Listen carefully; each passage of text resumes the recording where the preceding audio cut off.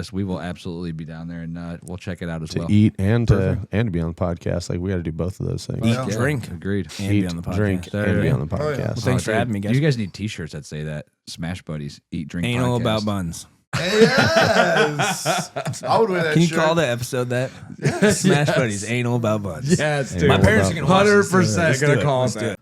Like, How often do you clean your deep fryer? we have 3, and we rotate them. They get cleaned every like 4 days. Cool. That's good. That's what I thought. Oh, okay. Well, you just passed the Evan Well, All right. health some inspection people- here, so thank you for your like, cooperation. 'cause- It's actually 5 days. I just said 4. Yeah, got him. some people do it. It depends how much deep frying you do too, and how much the oil colors are too. Well, and what you're putting in your fryer. Correct. Yeah. So Yeah. So stop putting bodies in. You guys ready to talk No, about deep fryers for 1 hour? yes. Keep that whiskey out. All right. Yeah. All right.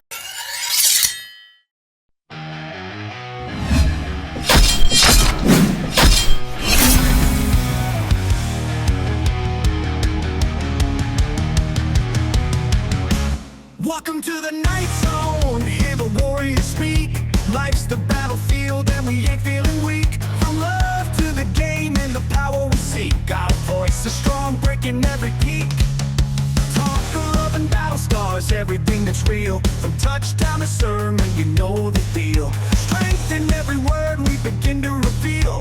Truth in every tale as our lives we unveil. Talk of love and battle scars, everything that's real. From touchdown to sermon, you know the deal. Strength in every word we begin to reveal. Truth in every tale as our lives we unveil. Protect and provide, we're knights in the fray. Nothing off limits, we got something to say. Life and love, fitness and fight all day. Guys Night Podcast, let's ride the wave.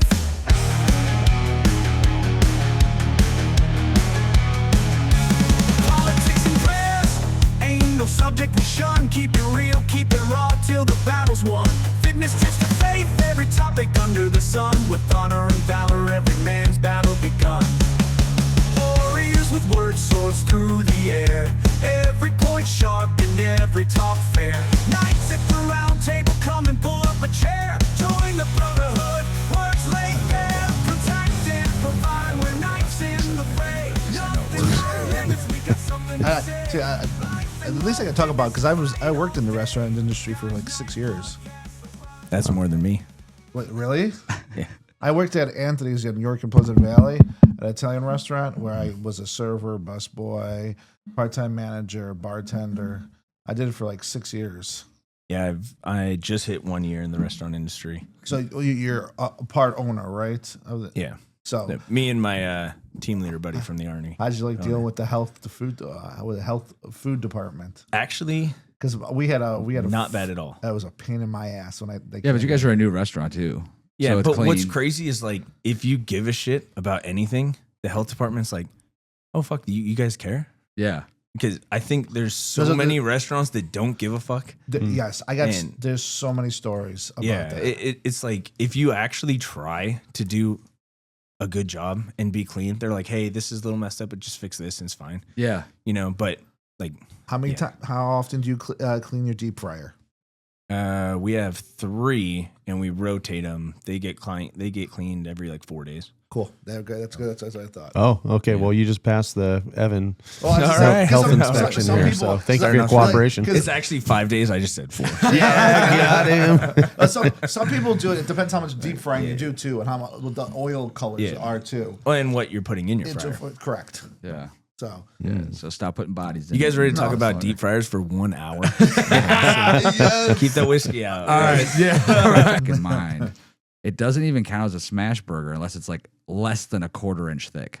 Yeah, it's got to be proper. They- Proper smash burger, as we say. Yeah. So all right. So we gotta get back into that. But you mentioned you've only been in restaurant industry for a year. Army Ranger before that, right? Correct. I have a weird resume. Yeah. Everything in my resume does not lead me up to the point where I am today. But I'll give you a quick rundown on it. Since I was a kid, I wanted to be a cop. Since I was probably like 6 years old. So I had no intentions of ever joining the military. I ended up in Washington State, where I'm from. If you're 20 years old, you can join state patrol because 6 months before you turn 21. By the time you're done with the academy, essentially, Gotcha. you're 21 years old, right? So I applied for state patrol at 20 years old in Washington, and they're like, you have 0 life experience. I'm like, no shit, I'm 20. And rewind from that, I was homeschooled after I went to a Baptist school up to like 5th grade, and I was homeschooled all the way through high school. And so my life experience was 0, homeschooled, Christian kid, 20 years old. And I'm like, I'm ready to be a cop. And they're like, no, you aren't. And in my mind, I'm like, what 20-year-old has, like, what kind of life experience do these guys have that they're actually ready to do this that I'm not? And this is in Washington State too, right? Yeah. Yeah. This was 2011. Okay. And roughly 2011. So they declined me for no life experience at 20 years old. Good call on their part, to be honest. A few years later, I realized it. I was like, what are you talking about? I mean, I knew I had no life experience, but it was just surprising me. I'm like, why are you hiring 20-year-olds that you expect to have life experience, right? So I ended up meeting with the sergeant, the state patrol sergeant in our area. And I said, hey, what do I need to do to have any sort of life experience? Like, what's the best thing I can do? They said, go to college or join the military. No fucking way I'm going to college. It's not happening. So I was like, what do I do? I don't know anything about the military. Like, my grandpa's in the Air Force. I don't even know what he did. He was a mechanic or something. But Doesn't count. and I was like, what do I do in the military? I don't know anything about it. He said, go do something that's hard to do, some sort of special operation. So I was like, all right, cool. Sounds good. So I go, again, knowing nothing about the military. Any of you guys Marines? Army, not Marines. Army? Okay, cool. So I had only seen commercials. Marines looked pretty badass. I was working at a grocery store at the time, so I was like, I'm going to go join the Marines. It seems cool. And they're faster open, sweet uniforms. So I went to the Marine recruiting office that happened to be closed. Next to it was the Army office.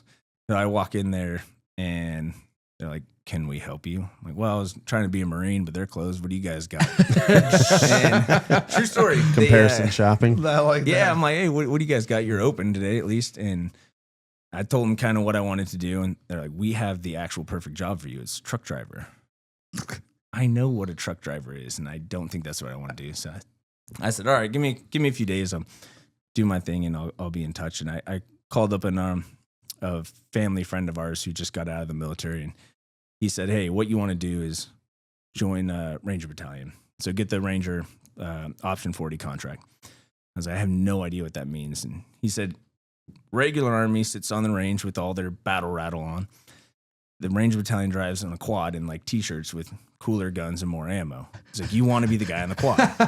Like, that's how he dumbed it down for me. All right, fair enough. Yeah, man, that makes sense. I just want to pause this for just a second here, because the first thing I think of is like, this is why Chick-fil-A shouldn't be closed on Sundays. It's the exact same story right here, is. right? Same thing. You pull up, that's what you want. It's not there. Oh shit, there's a better option next door. Yeah. Exactly. No offense, Marines. Smash Dad Buddies and brother. is open on Sundays. Okay, I was going to be my next question. Yeah. So I ended up going, I got the 40 option, contracted 4 years in Ranger Battalion, got out. Of course, when I got out, before I joined the military, rewind a little bit, before I joined the military, nobody was hiring. Like, it was really hard to find law enforcement jobs in Washington. Wow. It was like each agency had like 1-2 spots, and there's The police were funded at that time. Yes. So by the time I get out, it was June 2016. Everyone's hiring, but you have all the military guys, all the college guys, and all the Starbucks baristas that are applying. So it is still a process to get in. But I had a few friends that were in agencies, so I ended up joining up in law enforcement. I got into a county job that I was looking at where I lived. That's what I wanted to be, as a sheriff, and I ended up getting hired there. By the time I went to the academy, they had major budget cuts, and they laid me off while I was in the academy. Wow. Which was wild. I'm not sure that had like happened before, but it's kind of crazy. So I'm in the academy. I get a call. I know we're one not day. paying you yet, but we know we don't want to pay you. So I we're just was gonna getting cut you paid. now. Oh, you were getting paid academy? I was getting paid. Those They are all let me paid know that I academies wasn't out west. Really? The bigger agencies, yeah. Yeah, they let me know I wasn't going to continue to get paid. I could self-fund. They would sponsor me, but I could self-fund my way through the academy. I'm like, well, I got a wife at home and a house payment. I can't just like not get paid for the rest of the 6 months while I'm here. Right. So they're like, good luck. You know, we'll try to help you get a job somewhere if you can. I start calling every agency, and it's really weird to explain. Like, I've done everything. I'm in the police academy, but I don't have a job. Right. You know, so I called all these agencies, and they're like, no, you have to, on your weekend, you have to start over. You know, do a PT test, like come to our agency, do a PT test, do all the psych eval and everything, and then we'll see if we can get you in the academy. I'm like, well, I'm already here. I've done that. Can't you just take it from where I started? And no agency that I wanted to work for was willing to do that, except for the agency I ended up going to. And I ended up talking to the captain. He said, you're already there? You've already done everything? Well, yeah, we'll just take it over from Mason County where you're working. You just work for us and get like a $10 an hour raise. All right, let's do it. So it was really weird transition how I ended up in the department I was working at. But I ended up being there for 5 years. So I went through all the COVID and all that stuff, and things got a little crazy in Washington State. If you guys don't know anything about that. Just a tad crazy. And so with a wife and kids at home, it's like you can't go to a park, you can't go to a grocery store without, like, at the very least, carrying a firearm. But when I'm at work and stuff, you're just worried your wife's car is going to get stolen as she's getting out of it with your kids in the car. You know, Or she's going to be driving down the road and it's going to be blocked off completely, and people are going to yank her and the kids out of the fucking car. Like, it was crazy there for a while. Washington's really, I've got a little knowledge, a little experience up there. Have you guys traveled up there much? I have not been to Washington. Washington's like diverse, extreme one of the other. Like when you're around Seattle, and I don't know where you lived in particular, but Seattle, Tacoma, extremely liberal. Mm-hmm. And then you get 20 minutes outside of town, it's Trump flags. Right. And most the areas out opposite, there. Yeah, you have... I mean, that's the West Coast in general, though. Oregon's like that. California's surely like that. Well, California has numbers beyond. I mean, obviously with the population, like especially around the Bay and LA, but yeah, you get outside of those specific it's Washington areas. In particular. The population is congested around Tacoma and Seattle, but like literally all the other towns outside, like all the counties have always, even though it's a super liberal state, they're like will issue gun permits. Like there's a lot of open carry. Like it literally, leaving Seattle, like you cross the bridge and get to the other side of the lake. Like it's immediately like. Were they part of the Organians or whatever that wanted to secede from like and join Idaho or some shit like that? Eastern Washington. Yeah. I think they're still trying to do that. I wouldn't be surprised. Yeah. Like that's like I don't blame them. Yeah. Where are you from up there? So I was born and raised in Portland. Okay. I spent 15 years in like greater Portland area. Okay. And then when I was 15, my family moved up to like Olympia, Washington. Oh yeah. Okay. Shelton specifically, redneck town out there. And then I worked for Mason County where Shelton's at. Okay. And got laid off in the academy, and I ended up working for Bremerton PD, which is a Navy city, which is just across the Puget Sound from Seattle. Right. What's a Puget Sound, Evan? I have no idea. Well, I don't know. It's a large mass of water. Is it really? Yeah. I never heard it explained that way, ever. Just across the Puget Sound. How many sounds are there in the country? Sounds? Sorry, I like to just fuck with my friends over like, stupid facts like this. Like 7. A sound is it's a blend of fresh water and salt water. It's like a lake, but it's actually connected to the ocean. So the Puget Sound is that massive body of water like all around Seattle. It's not actually the ocean. I mean, it is the ocean, but like another word for that when it's salt and fresh water, it's starts with a B. Brack. Oh no, it's biatch. Can we bring biatch back? What happened? Why did biatch go away? By the way. Well, so did what's up. We could bring that back. That was like that'd be the easiest. That'd be like easy to bring back. I feel like you just need to do like 3 or 4 commercials and you're in. Adam Sandler tried, and that what movie was that? That's My Boy. That's My Boy. I just watched that after like 10 years. Was it a week or 2 ago? Well, with Nicky or whatever. He's like the devil in the fucking yeah. Fantastic. That's a great movie. It's a good family movie. Timeless. Yeah. It's so funny because when you watch those movies like from like early 2000s, late 90s, you're like, oh, this shit would never fucking make it to fucking screen now. Tropic Thunder 2. Let's go. Yeah. Oh, Tropic Thunder or White Chicks. White Yeah, chicks. white yeah. chicks. Oh my There god. was even like chick movies like Easy A. Yeah. Oh Like, yeah. Early right. 2000. Chick fucking yeah. was pretended to be the slut in school Yeah. or whatever. Like, or what's the one my wife Spoiler fucking, alert, like, she wasn't pretending. Mean Girls. Yeah. Like the shit Classic. they say in there, you're like, holy fuck, like that would not go down. Like that's hilarious. There was a period where we could do anything Yeah. in movies, and it was great. yeah, it was oh, like yeah, right about the 100%. time when they started paying Halle Berry $10,000 to show a tit. Yeah.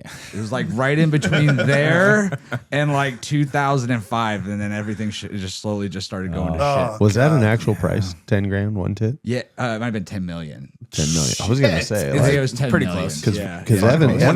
Evan's got 10 grand in his I know. Venmo. I'm like, let's go. I got 10 grand right Yeah, now. I think there was like a joke when she did Swordfish or whatever, and there was like this. Do you remember Oh, Swordfish? yeah, yes, Oh, I love yeah. that. I There love was that this movie. scene at the pool where she like took her Yes. book down and her Yep, tits were yep. out. But then you're like, well, how much did they pay her to do that movie with Bobby Thornton or Billy Joe Bob? Or Oh, Billy Bob yeah. Thornton, Monsters Ball. Monster Ball. Yeah, where she's just getting fucking railed. Make me feel better. Oh, Jesus. Billy Bob. Man. He's had a hell of a career, dude. Oh, He looks yeah, the he's same as he did 25 years ago, but the chicks he's fucking get younger every time. my hero. My hero. My hero. Anyway. Wish.com, right? Yeah, wish.com. All right, let's get back to you're a state trooper now in Washington State, right? PD, City PD. City PD. All right. Originally wanted to be a trooper. I didn't ever actually wanted to be a trooper. They were just the only ones who would hire you before you're 21. And this was like 2016, 17, somewhere in there? So 17, I went to the academy, and then 2022, so 5 years, 2022 is when I moved to Ohio. All right. So And first what made you come to Ohio?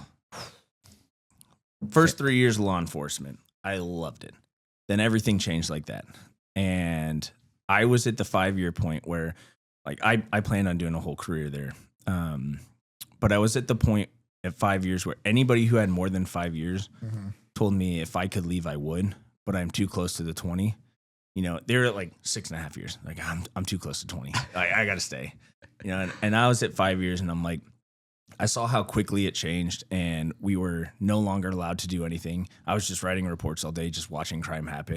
And I'm like, I have no desire to do this. Like, there's one reason I want to do this job is catch bad guys. Right. If I'm not doing that, what's the point? Right.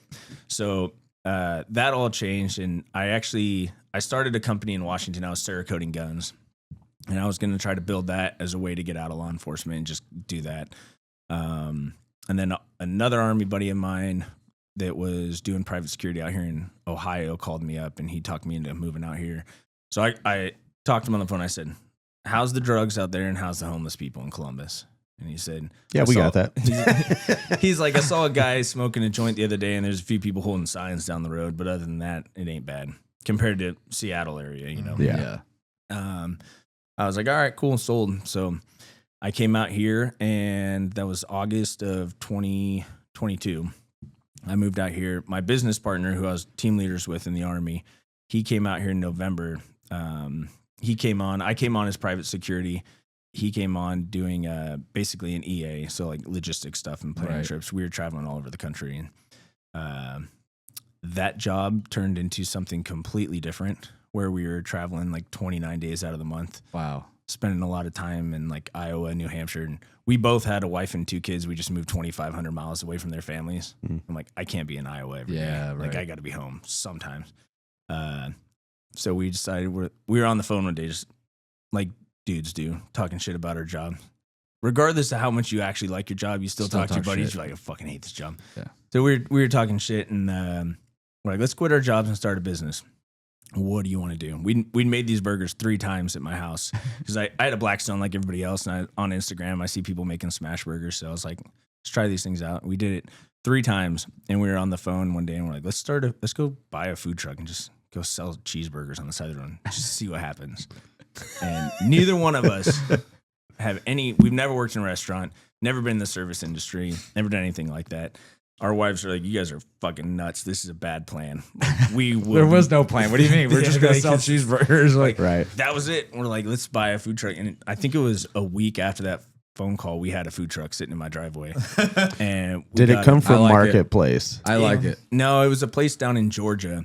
So I was actually working in South Carolina, and there was a some food. It was a trailer that we towed behind my Tundra, but it was down in Georgia at a decent price. So I told Take notes, man. If you're gonna fuck up fast. All right, Yeah. just Yeah. make the decision, be Full send it. decisive, and fucking go, and then Band-Aid. just deal Yeah. with the consequences later. Rip You the ha- Band-Aid. you have A week to. after a phone call, food truck in the driveway. Let's go. We got no excuse now. It was literally 30 days from that phone call to our first event that we were Wow. open for business. 30 days. We built the company, we built out the food truck, built the menu, figured everything out. And we quit our jobs, 6-figure salaries, and we're like on a sidewalk with literally nobody at the window. And we're like, we thought there'd be, a couple, nobody, but Crickets. Crickets. yeah. No, we actually, the company we work for, they all showed up. So we had like 10 moral support that came and got burgers. They're like, look at these jackasses. They went from fucking toting That's- guns yeah. and traveling the country to fucking sitting in a Yeah. fucking heat box in the Like, they think if they got it figured I'd out. be honest. right? I think they showed up to see you fail. Oh, I think so. I think they're like, oh, we got to go see these Yeah, dumbasses. what are they doing? But look at you now, But- though. Yeah, it's getting there. It's growing. But So food trucks where it started. You guys were like, we're just gonna make smash burgers. Was it a simple menu? I'm assuming. very simple. We literally had our original smash burger, which is meat, cheese, and sauce. That's it. We made our own sauce, and we call it Yacht sauce. It's a luxury burger sauce. Okay. But we had our original burger, meat, cheese, and sauce. You can get as a double or triple. We had a patty melt, and we had tater tots. Perfect. And I that's like it. that. No single option. You will have a double like a man. They're 2.5 ounce You and patties. I- So like a double is basically a single. Yeah. Yeah. And we tell people that we Hold on. Was there any vegan people asking for vegan burgers? there still is. They're still asking. But And do you are get to serving? smash them? Is that how that works? We just added chicken to our menu. We do a smash chicken Okay. burger. I actually saw that on your guys' Instagram. I was like, that actually sounds fucking hella good. I could totally It's eat a pretty smashed good. chicken. Like, because you guys use ground chicken, right? Mhm. Yeah. we smash it the same way. It's super easy.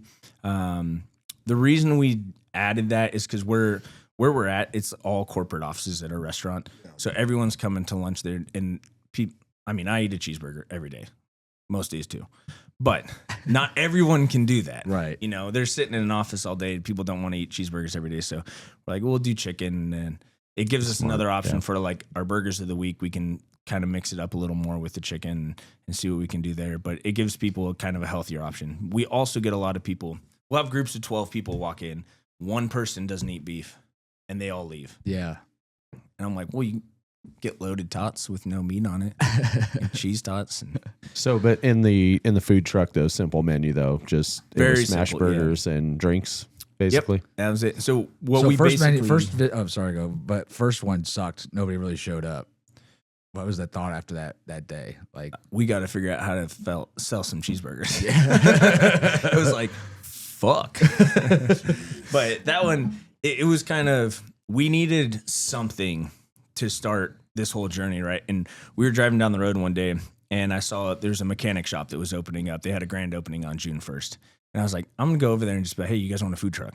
Like, we need a grand opening. You probably want a food truck or don't give a shit if we park there. So we went in there, asked them, and they're like, yeah, I don't give a shit if you want to park a food truck outside. So we're like, yeah, we'll just kind of jump on their coattails, and do a grand opening. great thing. way to do it. And you'd think in theory, but nobody came to theirs. Nobody came to ours. It was what it was. But Okay. Consistency. All right. no, I still go to that shop. Solid Yeah. shop. Yeah. Good deal. They had a slow start like us, but I think that was their third location that they opened. But anyways, in the food truck art, like going into that, we having no experience in that, we basically look like, what do we like? When you go to a food truck, you want like a couple options. You want it to be fast. You want, we actually went to a food truck in Columbus where they gave us a menu that had like 30 options on it. You don't get it until you get to the front of the line. So you have a line of 10 people waiting to see the menu. And by the time you get there, now you have to look through all these Yeah, it options. holds up the line. It just holds up fucking- everything. And so we plastered it on the side, like 4 options. We made everything as cheap as we could. And so it's like cheap, fast, and simple. And it took off. And a lot of the events we went to, we did UPS all the time down at their plant down there in Hilliard. And all their employees would come out and they're like, we love when you guys are here because it's cheap. Like most food trucks come up, it's $15 to $20 if you want to eat. And we're selling a cheeseburger for $8. Yeah. And people can afford that multiple times a week, but they can't eat a $20 sandwich every day of the week. Yeah. And where that location was, you can't walk out to your car, go drive to a restaurant if there's anything open at 11 o'clock at night. Yeah, so and you're then either get back. packing your lunch or you're stuck with whatever's there. Yeah. And then if you're at $20 a pop too, it's like, holy shit.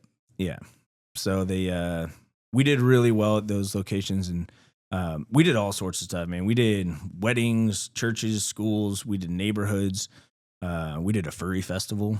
Oh boy, in Columbus. Oh yeah. Oh, I believe it because I have a few friends that they do the furry thing, and I'm like The fairy thing or the fury thing? Or the furry thing. Yeah. The furry thing. Oh. The furry, and you probably got some very interesting stories about that. Honestly, it was packed. It was. Oh, they always. It was are. huge. Always. It was a major event. Did you have your own little litter box right there? Was that part of your draw to get them over to you? Or Was there No. any cows that came up to the window? I'm just curious. Like I don't believe that. A lot of dogs. a lot of dogs. Mostly dogs. Oh, okay. That I remember. That makes sense. Fire hydrant do would have been Wizard better. World, I have no idea what that is. the comic book convention. No, I didn't do Wizard World. Damn. Oh, Evan was like, "Can we just nerd out together?" I for just want once?" to nerd out. Nope. Comic No. book Like, convention. I am not that guy. He's Damn like, it. Evan. He didn't enjoy Like- the furry festival. No, He I'm enjoyed saying- making money at the furry. Yeah, he festival. was. I not will in say costume.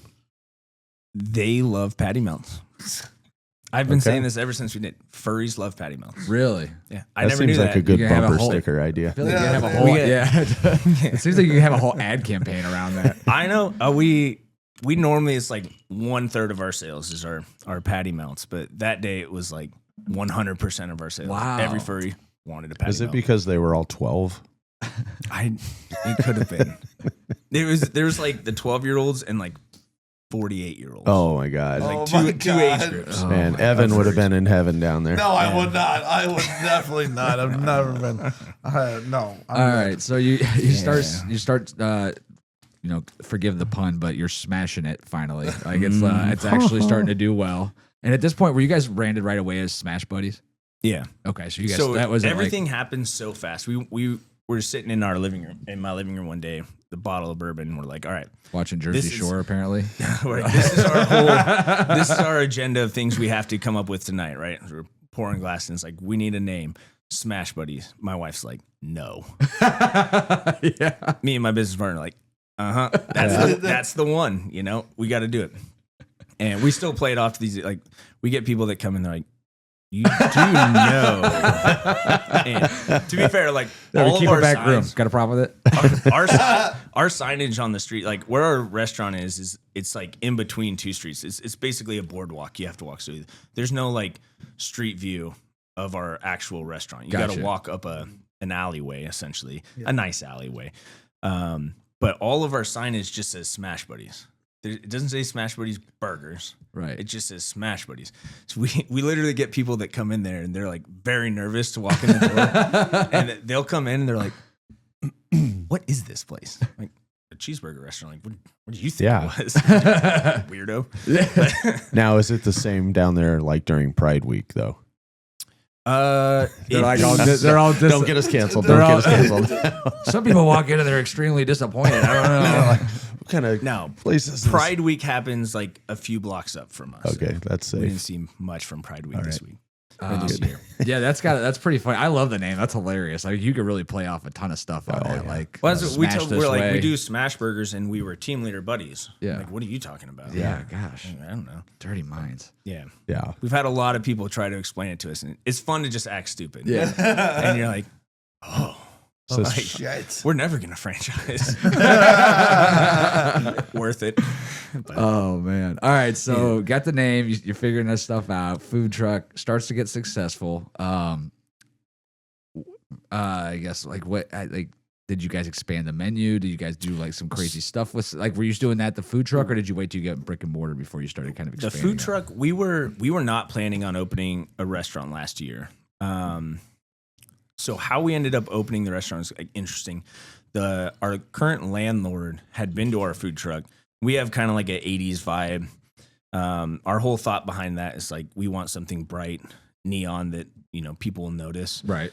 And if you buy a black food truck or trailer, and then you just get your logos printed, you save a lot of money and Right. vinyl wrapping the whole thing. So everything was like, how can we spend the least amount of money?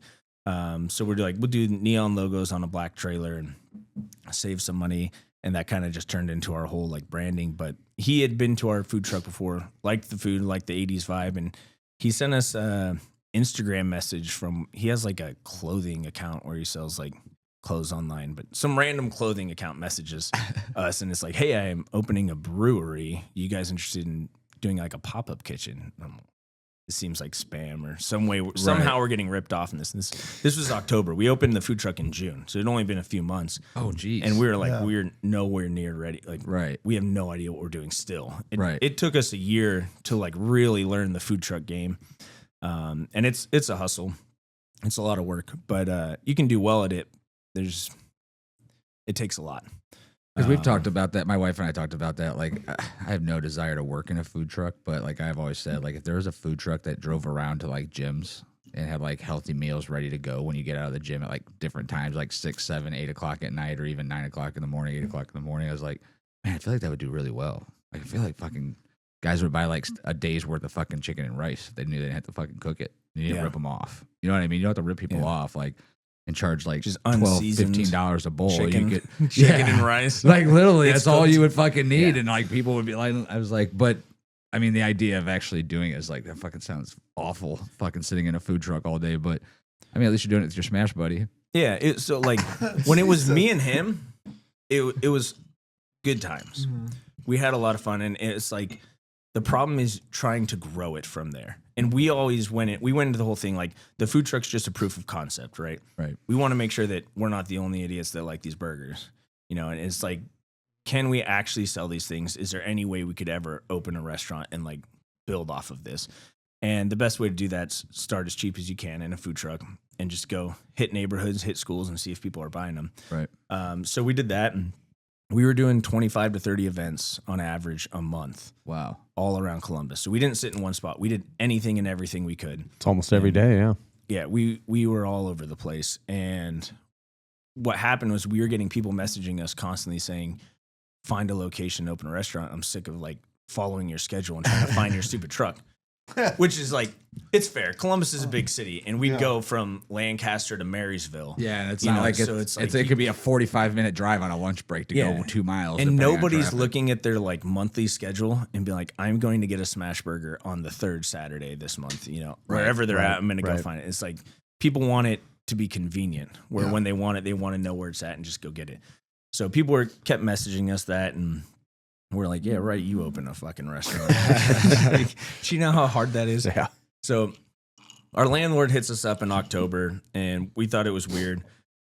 Excuse me. He ended up having a kitchen fire in the restaurant and kind of ghosted us for like 6 months. We were like very not interested in the time. This is the guy with the brewery? Yeah. They wanted, he was in the brewery district. Right. Trying to start like a bar brewery concept. But so he messaged you 3 months in, you kind of like, fuck that idea. Yeah. And then he has a fire afterwards, and you're like, he goes, well, he didn't even tell us about that. We kind of just stopped talking because I was like, what's the address? What are you looking for? What's the concept? You know, I'm like, if you're going to come at me with a, you good there? You'll be all right. Got me with COVID 25 on my arm over It's here. the good stuff. I hear it is coming back. Yeah, It it's the is, good stuff. But yeah, it's coated in angel's I got like envy, this, like, so. you know, when you like get like kind of like a tickle up in your nose, and I'm like, and then it fucking finally just like. That's called unleashed. cocaine. You would think, honestly, I cocaine. have cocaine symptoms right now. I promise you, I'm not on cocaine. This would be a lot more fun if I was. All right, so yeah, so he has a fire. Doesn't even tell you about that. This is after he reached out to you guys. So he was like just kind of being really vague with the details, and I'm like, this seems like a scam. We're not super interested. But then we didn't talk for like 6 months, which worked out great for us. He had a fire. It was perfect for us in the end, because that delayed everything. He had to get the whole kitchen redone and do a bunch of work to get it ready to open up again. But in that time period, we learned kind of what we needed to do in the food truck, and we were a lot more ready for the space when the time came. Right. So somehow that ended up working in our favors. But he reached out to us in, it was like April or May, and he's like, hey, I had a little bit of a fire incident, but things are looking good now. You want to come look at the spot? And we're like, oh, fucking this guy again. Yeah. I go. It was like 3 o'clock on a Tuesday, and we were in between events. We're like, let's just run down there. It's probably a waste of time. Let's go check it out. And it's in a really weird location. There's a lot of like the whole front street where we're located is completely blocked off. They're redoing the bridge right now. Okay. So it's like in construction, and there's no main road. Like you're in between Front Street and High Street, and it's all massive buildings. So you're like right in the center. So people literally have to park and walk to try to find your restaurant. But we walked in there, and it's all historic buildings, like 1800s. Everything's historic, and there's few buildings you walk into where you're like, oh, this is awesome. Right. There's not like very many restaurant spaces or bar spaces that have that like feeling, of like history. And we walked in and we were looking around and we're like, the kitchen's pretty much ready to go. The dining room's pretty much ready to go. We just had like booths, tables, and paint, and we could open. Right. So we were able to open the restaurant for the same cost, like roughly $50,000, which is what we started the food truck with. At the same time, we were looking at another location that was a brand new build out in Hilliard area. Would have cost us about $750,000 Holy shit. to open. And that, I mean, it's a brand new development. So we're looking at the cost of opening a restaurant there, which sure, you're going to have a ton of business. However, you're immediately in debt $750,000. Right. And you're going to have to hire like 40 employees Oh, wow. to, sustain to the, make the money. to be able to handle the rush right out the gate. Cause that place still hasn't opened yet. But when it does, you familiar with Bridge Park down in Columbus? Not really. It's a happening spot where it's basically the bottom floor is all retail, bars, retails. The next floor up is all office space, and then it's all condos above that. Oh, wow. So it's something like 60 or 70 acres. It's a pretty good size downtown in Dublin area, but it's very happening where it's extremely expensive to be there, but you're guaranteed a lot of customers. Right. Like a lot of people go down there on the weekend. So if you protect your margins right, you should do really well just in the first Yeah. couple of years, just based off volume. So, But with zero restaurant experience, zero Right. bar experience, no fucking clue what you're doing, and Yeah. $750,000 in the hole, it's like not really wise right. to just jump into that. So we were crunching the numbers. We were convinced. We're like, let's make this happen. This would be sick. And we're crunching the numbers. We'll die. Like our families will suffer if we do this. So this guy hit us up, and we were looking at, we're like, we could actually open a restaurant for like $50,000. And it's not a great location, but we can build it into a good location. And knowing the construction is about to open, the location was kind of something me and my business partner needed with zero experience. It gave us we just hit our 1 year, August 7th in the restaurant. And it gave us the 1 year of learning, how do you run a kitchen? How do you run a restaurant? We have 15 employees now. When we started, it was just him and I. And so we're up to 15 employees, and we're in a 4,500 square foot spot Wow. with the restaurant, the full bar, and the kitchen. So You guys share dividends off each other's businesses, or with the bar and stuff like that? we own the bar. Oh, you guys we own the own the bar bar. as well? So Wow. rewind. Yeah. When we started, the landlord's like, I'm not giving you the bar. You guys have no experience in any of this. You can have the front. He approached us. He wanted us to run the kitchen. He was going to run a bar in the front half of the space, and there's a separate bar in the back that he wanted another business to run. So it was going to be essentially 2 bars with 1 kitchen. He wanted us to be the kitchen. And we're like, wait a second. So we can only be open when you guys are open, and we're only going to do well if you guys have customers. And if we have customers that want to come in, they have to go to your bar to order our food. Because we've, over the year in the food truck, we've been growing, our Right. following and our customer base. We don't have anywhere for our customers to come. Right. So we had to talk them in, and we're like, cancel your bar idea. Just give us the front, and we'll build a restaurant out of it. And so the back half of it, there was a full bar, fully set up. Another guy took that over, and we knew kind of going into it with that guy, we didn't expect, he was on a 3-year lease. We didn't expect him to make it the full 3 years. If he does, at the end of the 3 years, we'll take it over then. But our whole plan, we're like cockroaches, our whole plan is take over. Right. And it turned out it was 9 months in where he ended up moving, and we were able to take over that spot. So now we have the full restaurant in the front half, and the back is a 1,200 square foot full bar. Oh, wow. Holy smokes. So yeah, TVs and stuff. TVs, everything. Yeah. So for the game, you guys are a great spot. Yeah. And it's crazy because you look at marketing for a restaurant. We spent 2 years now learning how to market cheeseburgers. Right. And we have 200 roughly customers coming in a day getting these burgers. When we open a bar right next to it, they're just going to go over there and drink, right? That's what people do. Not the case at all. People come in, they're like, I am literally here for one purpose, to get your cheeseburger, and then I'm leaving. I'm going to my bar, like my go-to spot. And so trying to like change our marketing on how it's like we are a full restaurant, but like we've branded ourselves as a cheeseburger restaurant. But now we're trying to like rebrand ourselves as like we're a restaurant and a full bar. So like you know, like Red Robin, B-Dubs, anything like that, where they have like the family side in the bar. Yeah, and that's tough.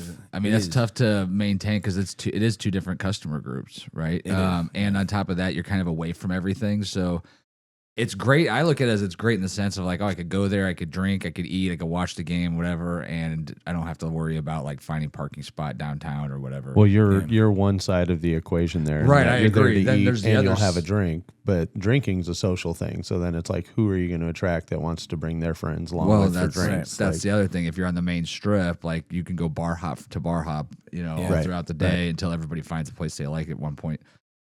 You have to be able to provide that scene for the guy that's with 6 girls and also the 6 guys that are with one girl, and you got to make it a good spot for both of them and everything in between. So how is that process going? Because it's been, 2 months since that's been the case? You guys have done both? The bar, we opened May 22nd.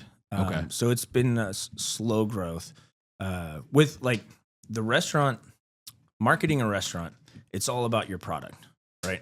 So if we're trying to convince people to come to our restaurant, we're like, we have the best cheeseburger. Right. It's fantastic. And when they come try our burger, they hear from their friends we have a good burger, they're going to come try it.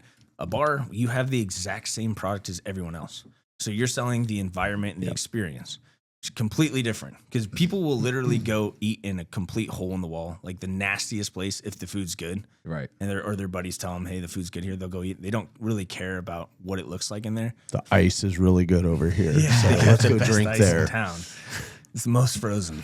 But you, like the bars, you're selling the same exact shit. Yeah. Like your cocktail menu is the same as everyone else's cocktail menu with a different name, you know? So you're really selling the environment and the experience. So having no background in any of this, trying to learn how to market, like, all right, now we got to kind of change focus and like market this as a cool hangout spot. Somebody called John not just a Tapper. place for dinner. Yeah. I don't need a bar rescue yet, but you want to give me a bar start? Yeah, bar beginning. Right. No, it's been fun. And like my business partner and I, we love the strategy and like the business side of it. You know, it's like, let's just see what we can do. We've worked for enough people. Have you ever worked for somebody and you're like, how the fuck is this guy at the top? Yeah, all the time, every day. Everyone's worked for those people. And it's just like, why you get to the point where you're kind of just like, why not me? Right. Why can't I do something? Why can't I figure out how to make this work? You know, and then that quickly snowballs into like the ultimate game of chess of like, let's figure this out and actually build something awesome. And like we're currently the highest rated Smashburger in Columbus. I just saw that. Was it Trifold or something like that, or something like that? I just read an article about that. You guys got rated as the #1 Smashburger, though. That's amazing. Congratulations, dude. Good for you guys. A year in, fucking went from smashing Iraqis to smashing burgers. Yeah. Fucking now look at you. A la burger. It's funny, man. People come in and they're like, wait, you guys have never worked in a restaurant before? And I'm like, no, I literally have now I'm learning how to bartend. I've never been a bartender, you know, obviously. And people order things. They're like asking about beers and is this a Pilsner or an Amber or a lager? And I'm like, the fuck is that? It's garage beer. I don't know what it is. I'm like, dude, I have no idea. Let's find out together. Well, it says here. Yeah, I'm like, I'll just pour you one of each. Let me know which one you like, you know. But it's fun because my partner and I we're the same, where we want to master every aspect of the business. You know, I have to, if I don't know how to bartend, how can I hire bartenders and train them or have any set expectations? Right. You know, because if I'm like, yeah, I own a bar, but I don't know how it operates or how to make a drink, you know, you're just looking at your employees like, probably doing it right. Yeah, I hope they're doing it right. Yeah. And then you're To either serving preach. crap food or they're taking a bunch of money. And doing To one of the preach. two's You're like, happening. oh, we give out free drinks. To preach to the choir, every successful bar owner that I personally know, he can do every job in the place, from running the grill to taking the trash out and everything. Can they line dance? Yeah. Can they instruct the line dance? Okay, he can do, the guy you're referring to can do everything but one thing. But all the important shit, yeah. Yeah. No, that's great, man. I mean, that's a fun story to tell too, and like for people to see. There's probably been people that were like one of the first customers at your trucks, and then they see you now, and they're like, "Dude, this One is of them's awesome." a recruiter for CPD. No shit. Yeah. Yeah, He was actually on our shitty very first event that we did when no one came. He showed up because we were I don't even remember how. Somehow we ended up on the news before we even opened the food truck. It's kind of a random story, but there was there's too many shootings downtown Columbus. So they decided to set a curfew on the food trucks. They said food trucks have to leave by midnight. Because you're the problem. People are shooting each other at 2 a.m. Yeah. So because they're hungry. Stop selling cheeseburgers out here. You're getting people killed. Yeah. So this literally happened the month we're like building our business, and somehow we ended up on the news talking about it, which is hilarious because all these other food trucks that have been doing it for years are like, who the fuck are the Smash Buddies, and why are they on the news talking about like the rules and regulations of food trucks? But we were, and That's fucking great. I was in another state. My business partner was one on, and Mel, he saw it on. The CPD guy. He saw it on the news. He's like, these guys seem like cool dudes, and showed up to the food truck. And now he's in like weekly and bringing in all the recruits and all his friends. yeah. We get probably 40 CPD guys a week coming through there. You still serving an $8 cheeseburger, or is that grown in value? It is now a $9 cheeseburger. Hey, 2 years in, we bumped it up $1. Now, where do you guys? So let's talk about that aspect of it, because obviously, like in Columbus being a very affluent area, It's a probably lot foodie of- town too. Yeah, very Right? much so. So The there's foodie probably town. like a lot of health conscious people. Like, where do you get your meat from? Where do you get your stuff from? Where do you source it? Where do you source We it? Are you a source all wholesale our guy? beef from Falters. Okay. Herman Falters they're like a 1800s, 5th generation meat packaging place, and they're only about a mile south of us. Oh, really? So it's local. Very fresh. Yep, they're local and 5th generation. What was that process like when you? Because obviously, like, oh, let's make burgers. Like, how much meat do we get? Like, How many and- pounds a week do you go through? Well, I mean, when you first started, We're though. like right around 300 pounds a week now, and about 900 pounds of tots. Wow. Yeah, we just sell a fuck ton of tater tots. What's funny, people come in, they're like, "You don't have fries?" I'm like, "No, we have tater tots." Like, why don't you have fries? You should sell fries. I'm like, everyone sells fries. We do tater tots. They're like, all right, fine, I'll get tater tots. And then they eat them. They're like, oh, those are pretty fucking good tots. When you guys first started doing that, though, how hard was it to like? All right, we need this much meat for this week and this one. Was that part of the hard? Like, what were some of the hard lessons about serving food and stuff like that for the first time? I guess is a better way to phrase that. They're very different. Like food truck to restaurants, very different. Like the hardest lessons in like the food truck are like strapping down your equipment. We dumped grease and our fryer oil everywhere. Oh, A lot. geez. You're probably the floors. Yeah, so they make these awesome things called fryer lids, right? You put it on the fryer and it's a lid. Shouldn't spill. In theory, if you're driving that fryer at 70, 80 miles an hour down the highway at 350 degrees, it will spill because it just splashes out underneath. So we get the sweet lid and we're like, perfect, put it on. We even thought about putting a bungee on it so it couldn't bounce off. And all of the oil just sloshed over the side. So you drive 30, 40 minutes, you get back and you're like, all right, clean the griddle, clean some dishes, we're done for the night. You open up the door and you're like, fuck. Just oil everywhere. So that and That's definitely or tough worry. the grease trap, you forget to drain that before you drive off. That's, underneath the griddle, that's full of grease and that spills everywhere on everything. An hour of degreasing all of your equipment. But At least you know the inside of that thing is never going to rust. it's lubed. Well lubed. You can slide right down in there. Food trucking is crazy, man. In the summer, it's 120 degrees inside the thing. And the winter, it's 10. Yeah. And you have the whole front windows open, so all that freezing cold air is coming in and going right through the hood vent. So you have Moisture. basically a 10-degree draft through the food truck the whole time. You're like, how the hell do you melt cheese when it's 10 degrees? Very difficult. Yeah. But yeah, and it was an experience. But as far as ordering, it was like you kind of learn the events. In the food truck, you kind of learn the events. And we did so many events. And like, rewind a little bit. The way we developed our menu was so we'd have no food waste. We did 0 vegetables. Like our cheeseburgers, literally meat, cheese, and sauce. So our sauce would last. The meat, we would prep what we needed. Whatever we didn't use that day, we used the next day, and we re-prep, and it was always fresh and it's fine. Now we started doing like specialty burgers a little bit in the food truck, but we had to pick and choose the events that we would do it because there's only 2 of us. Right. And like the burger we have now is the All-American. It's essentially a deluxe burger. All the veggies, mayo, mustard. The more things you have on the burger is one more thing that somebody doesn't want on the burger. Right. So you get a family of 6. They all want these All-Americans, and everyone wants a different topping on it. Right.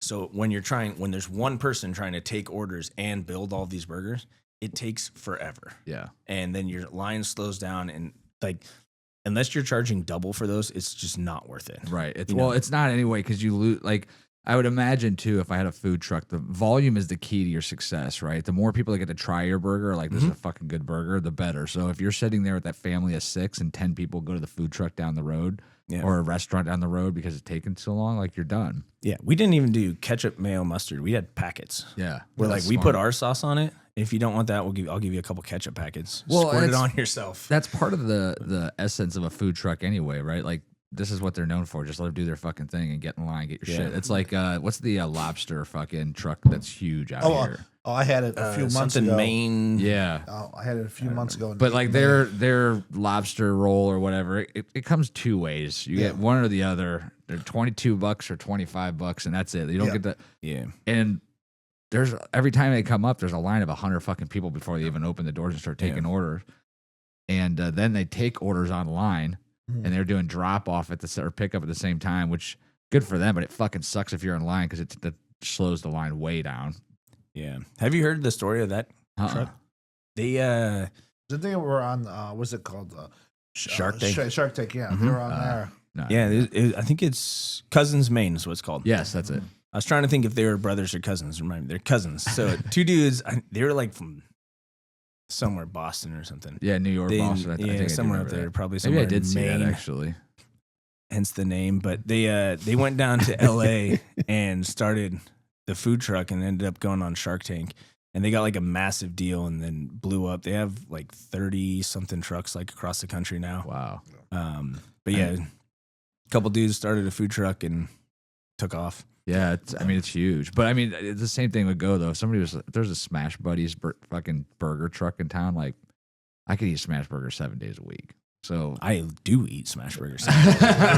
well, and he's here to tell you it's okay. Yeah, Living proof. I also walk like 6 to 7 miles in the restaurant a day. Right. yeah. I'll So go that's- back and that- forth. I burn it yeah. off. Do you guys grill the patties or the buns too? Yeah. Oh fuck yeah. Yeah. God, Mhm. I'm You fucking got to. hungry I right want to now, know dude. how many Karens do you deal with? Not that many. Okay. We have actually surprisingly great customers. Great. Okay, good. Yeah. We have very loyal customers too, which is good. Nice. awesome. Columbus is a great city. Like Yes. coming from Pacific Northwest, people Yeah. are not that friendly. But you come out here and people hear the story and they're like, "You 2 assholes know nothing about this and you're just making good burgers." Like, dude, I'm going to tell everybody I know. Did we just Yeah. become And- best friends? Yeah. Literally. And like our regulars keep growing and growing. We're still at like 50 to 60% of our daily customers are new customers, which is That's crazy. great. That's 'Cause- great. And So where are they coming from? Because I know your location's a little difficult to navigate in with the street and then also traffic. So I know there's office buildings nearby, right? So this is foot traffic coming down for yeah, lunch. and we have, so the courthouse is like a block away. Oh, perfect. I don't even know. There's probably 2,000, 3,000 people work in that building. Yeah. And at least once a week, we have someone come in there and they're like, "You guys got to market your business. I've never heard of you guys before. I just saw it on Google." And every time I'm like, "Here's 50 flyers. Like, go put them everywhere you can." They're like, "I will. I'll market it to everybody." And then the next week, someone comes like, "I've never heard of you guys." Like, there's that many people working in there, and they're all different offices. You and just need to different get like they don't communicate. you guys need to get like matching outfits and go stand in front of the courthouse. Burgers, we that got can burgers. go. That can go 2 ways though. Buddies! There's the corporate workers that you're like, we want these people to go to a restaurant, and then there's everyone else. Not everybody. There's a select few of people at the courthouse where you're like, we don't have burgers. Sold Like, out. burgers go Sold that out. way. They're gone. Yeah. They're gone. Yeah, but no, it's like the word of mouth is just, it takes time to get out there. But Yeah, no, but we that, like you said, you get rewarded with that customer versus the guy sees the advertisement for a cheap burger in town. You know what I mean? Yeah. Like now it's like oh, I found this little hole in the wall that nobody really knows about yet. And like, it's been working. The fact that you can't find us, it's hard to find. And if you know, you know. Yeah. People love that shit. It's a For some reason. speakeasy of burgers. It is the Yeah, right. Yeah. Yeah, and then there's going to be a day where if you guys expand and there's 2 or 3, you get a bigger spot. People are like, I remember when I had to travel 7 miles between alleyways, Uphill both ways. braving the dangers of Columbus Snow Just and to get a- tornadoes in the same day. to get a burger when you only had a bun, cheese, and a burger on it, and nothing else. And it's like, yeah, that was, you know, Yeah. 2 years ago. So foot traffic, corporate offices nearby. That's There's essentially 0 foot traffic where we're at. okay. So it's the only foot traffic we have in the morning and the like happy hour time when people are leaving, which we found we're like, cool, happy hour. Everyone's going back to their cars. Nobody in downtown Columbus, at least it could just be us. Maybe we're terrible. Or nobody in downtown Columbus wants to hit happy hour and then go to their car and sit in traffic for an hour. They're like, I want to get the fuck out of here. Yeah. Right. It's like people aren't stopping to hang out for a half hour to grab a cheap drink because they just want to leave downtown. So does that affect your guys' hours? Have you guys kind of figured out hours around that, or you just stay open? Well, turns out, like I was saying earlier, we thought if we'd open a bar, all these burger people would just start drinking. They don't. So now that we have the bar space, we were able to open our burger hours a lot later. So Drinkers do the get hungry. old business that was in there is very different concept than ours. So you come in occasionally at like 3:00 on a Saturday afternoon. We have a family-friendly burger restaurant in the front. There'd be like a nightclub in the back with like 6 dudes smoking weed outside, which whatever. Fine. Right. If it's in the evening, not inside it, like right in front of a family restaurant. So we were closing at 8:00 every day, which is very early. Like Columbus people, they start dinner at 8 p.m. Right. So we were closing early. We knew that, but we didn't want, because it was 2 separate businesses, we didn't want people coming into our restaurant. If you went in there, you wouldn't know it was 2 separate businesses. Right. It's confusing. So we didn't want families walking in there and being like, these guys are out of control. I'm not bringing my kids back here because we can't control what they're doing back there. Right. So we were like, we're closing by 8 every day. We don't want to be associated with that. So once we took over the bar, now we can push our hours later. And next week, we're actually opening up our hours even later than we are now. Because it's funny, if we have the kitchen's open, the bar has people in it. Yeah. The minute the kitchen closes, the bar's quiet. Makes sense. So we're like, so keep the kitchen open all the time. Yeah. Got it. 24/7. Yeah. It becomes like a true bar restaurant then, right? Yeah. Like if you're watching the game or if you're sitting at a bar, like I'm going to get hungry eventually. Mhm. If I have to leave, like I just won't go to that bar again at night. Right. Because even if I'm not going to eat, I want to have that option. Yeah. And we're off the beaten path. So like when people go out, especially downtown, you want to go somewhere where there's multiple bars. And you're kind of, in my experience, 20 years ago when I was actually going to bars, not 20, but like 10 years ago, I guess, when I was going to bars, it's like you want to go to where you can kind of bar hop. You know, you go into one bar instead, you go check out the next bar. But where we're at, it's like you got to commit to going to that spot. Right. You know, or else you're going to go get another lift and go down the road to where the other bars are at. And so if the food's what's working, the food's going to stay open.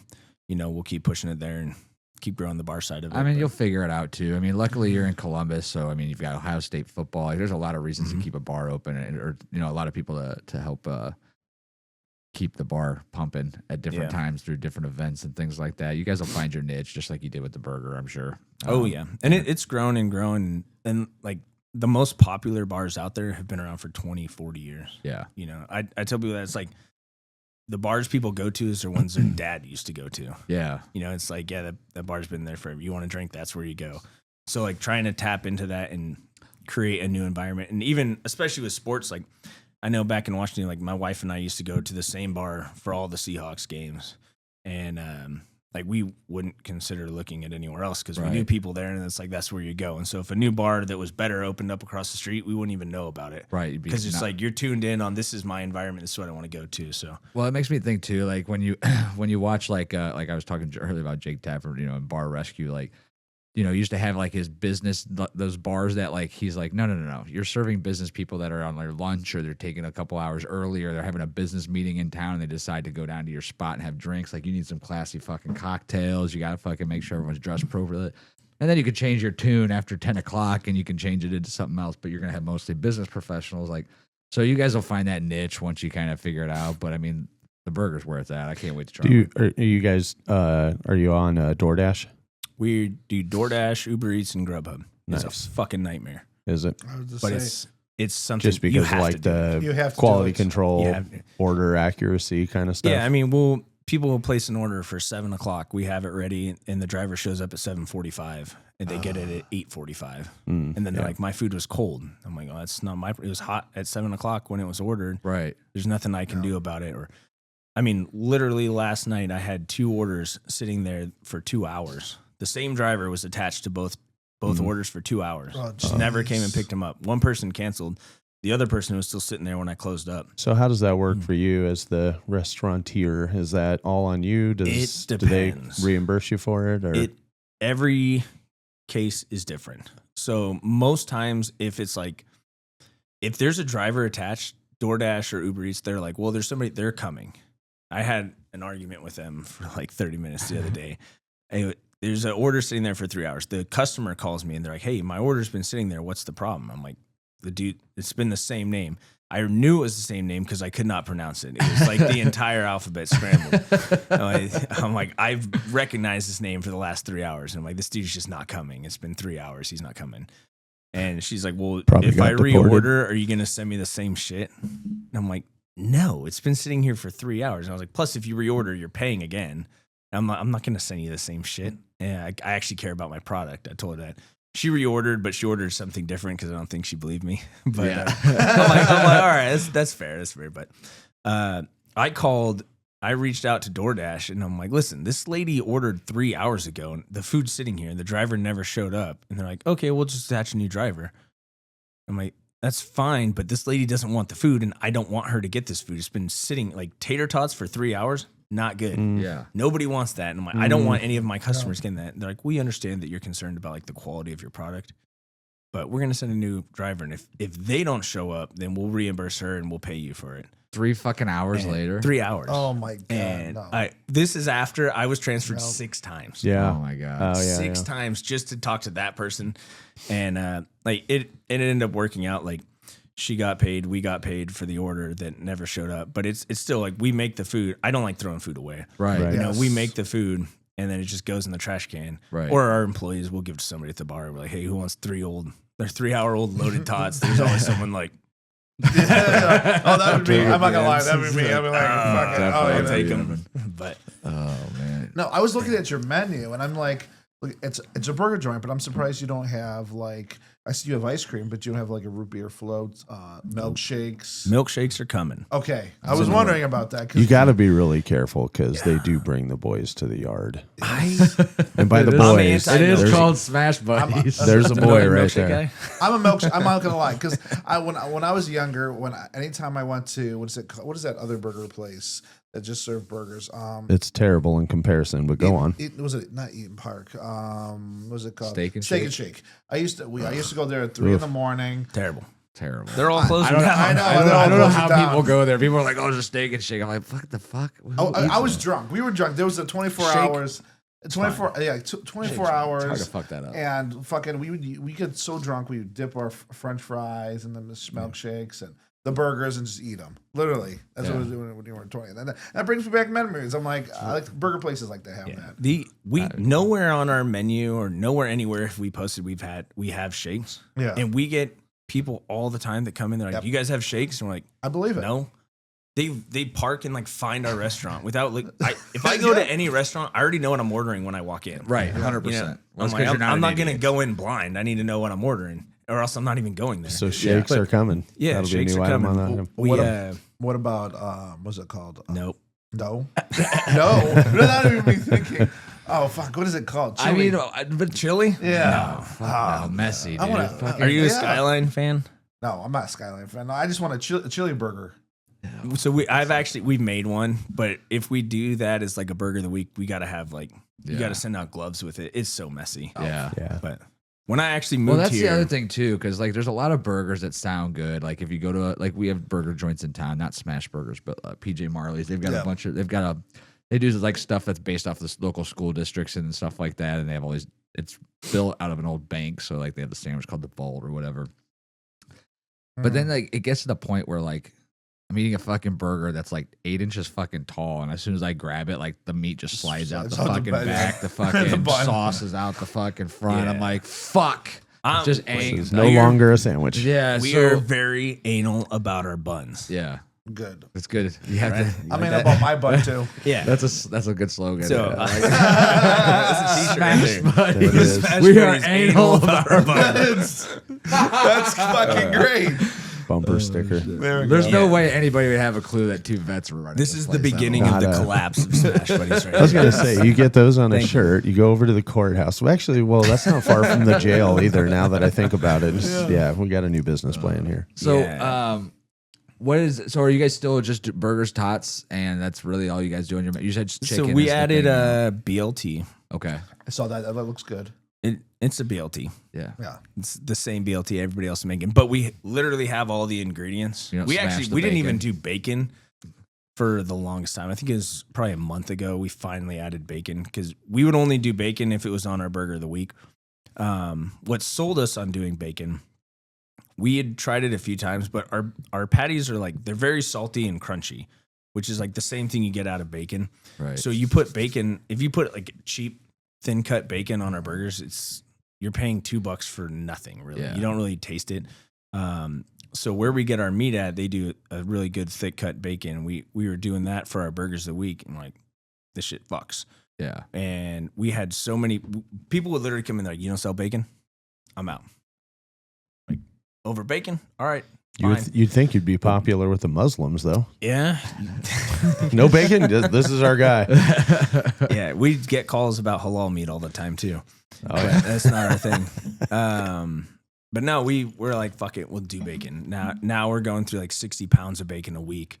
And we probably should have been doing Should have bacon been for the doing last bacon. year. Yeah. I But mean, yeah, bacon is one of those go-tos on a burger for How me. about egg? We Yeah. do a breakfast burger as a burger of the week here and Yeah. there. Oh, Not all the time. messy?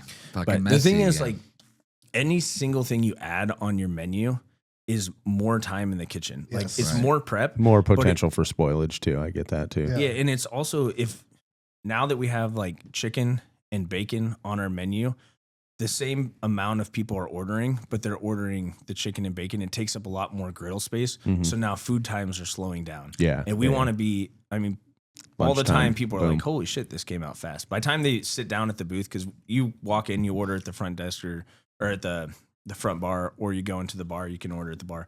But by the time people like sit down, their food's typically coming to them. right. Love You know, it's like 5 minutes is kind of what we aim for. Of course, our like corporate lunchtime when we're slammed, it's, you know, it can be up to 20 minutes. But if there's a line out the door and there's no seats, like you kind of expect it's going to be a minute. Right.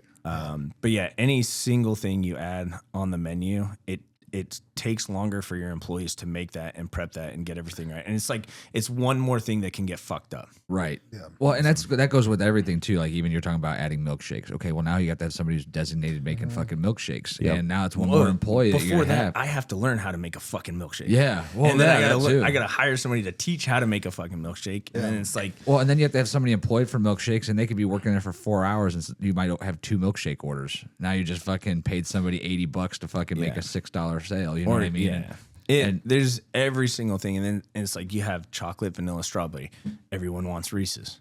You're like, Jesus Christ! You gotta have an Oreo shake. Well, you Yeah, can't dude, have I a- like Oreo I shakes. don't- The fuck. It turns out everybody only eats Oreo shake. You're- What's been the biggest menu catastrophe thus far? Like, what was a bad idea for the menu that's not on the menu anymore? we haven't taken anything off the menu. We're very selective what we put on the menu. Okay. We did a burger called the Augusta Royale during the Masters, our bestseller ever for a burger of the week. It was Right name, braised on brand. brisket, Ooh. pimento cheese, and bacon jam. That Cheddar sounds cheese on fucking the good. double. And Other than funny the cheese story on how it. we came up with this. I was on Instagram. People kept telling us put brisket on a burger. And I had that in the back of my mind. I was on Instagram just scrolling. And I saw a reel. Someone was like making pimento cheese. I never even had it, but I'm like, oh, it looks kind of good. Scrolling like 20 minutes later, someone's making bacon jam, putting on something. I was like, I've never had bacon jam, but that sounds good. And I was like, fuck, that'd probably go good with the pimento cheese and the brisket that everybody wants. So we turned it into a burger. and we ran that during the Masters week. And the problem with that is all of those things take a fucking long time to make. Yeah. And that burger, we have you walk into our, like the bar, you walk up to like the service counter to order. We have a screen right there with the burger of the week. And most of them, people like read what's on it and they're like, decide from there. That one, people looked at it and they're like, yes, I'll take 2. You know, it was one that it just shot off from the beginning. And so we're just back there for a week straight, just making brisket and bacon jam and everything else. And we're like, with briskets, it's really expensive. So you don't want to make way too much brisket. Right. Yeah. But you're trying to like gauge it. Like this thing is here. And you want to make it 60. right. You don't want it to be shit brisket. Right. It's all dried out and Right. everything. Right. So you're like, we have only 6 days of selling this product. Yeah. So you have to make just enough to get through those 6 days without making, 50 pounds too much brisket. Oh, yeah. No, that one was chaos. And we 100% are going to bring it back for the Masters Okay. Oh, good to know. next year. That's One the right week, that's the that's right it. clientele for it too, because that's not an $8 burger. I already know. Like, Yeah, I think our burgers of the week we do for $12. Yeah. They always have a little bit more to them. brisket burger, $12 though. That's I that's a think we hell did of a- $13. Okay. I was gonna say because the That's still- cheapest one I've ever seen was like $14-15. Yeah, Yeah. especially there that week under $20. Yeah. That is still that's a great price for that. It's funny for how sure. you talk about like how much work that was and like, but like when there's a special at a restaurant and you love it and they take it away, it's like, oh motherfucker. like Panera Bread, not Panera Bread. What's the First Watch in town? They have like fall menus, spring menus, all this shit. They had this breakfast sandwich. They had like fucking pastrami, egg, bacon, all this shit on it, and then it had those buns with the fucking sesame, not the what's that called? no, like almost everything bagel Yeah, seasoning on everything, top, and they were toasted. And I was like, oh, I ate that thing every fucking Saturday for probably 4 months, and then they took it away. I was like, can you just make that? And they're like, no, silly, those are specials. I'm like, what the fuck was so special about it? The pastrami? Get back there and make me a fucking sandwich. Like, no. Yeah. But so I'm sure like a burger like that's that popular. They're like, fuck, can't you just make that the regular? You're like, hell no. Well, people come in and they look at our Instagram and they think that our burgers of the week are just all on the menu. Like, So my wife does that all the time at a restaurant. She looks at the reviews and she's like, this looks amazing. Maybe it's this on the menu. I'm like, I don't think it's that, but maybe. People, they come in, they're like, I'll take this one. I'm like, bro, we made that like 6 months ago, and no chance we're making that today. But yeah, it's the burger of the week's good because it gives us an option, and like I said, it's all corporate during lunch. So those people come in once a week for their regular burger, then they'll try the burger of the week almost every week.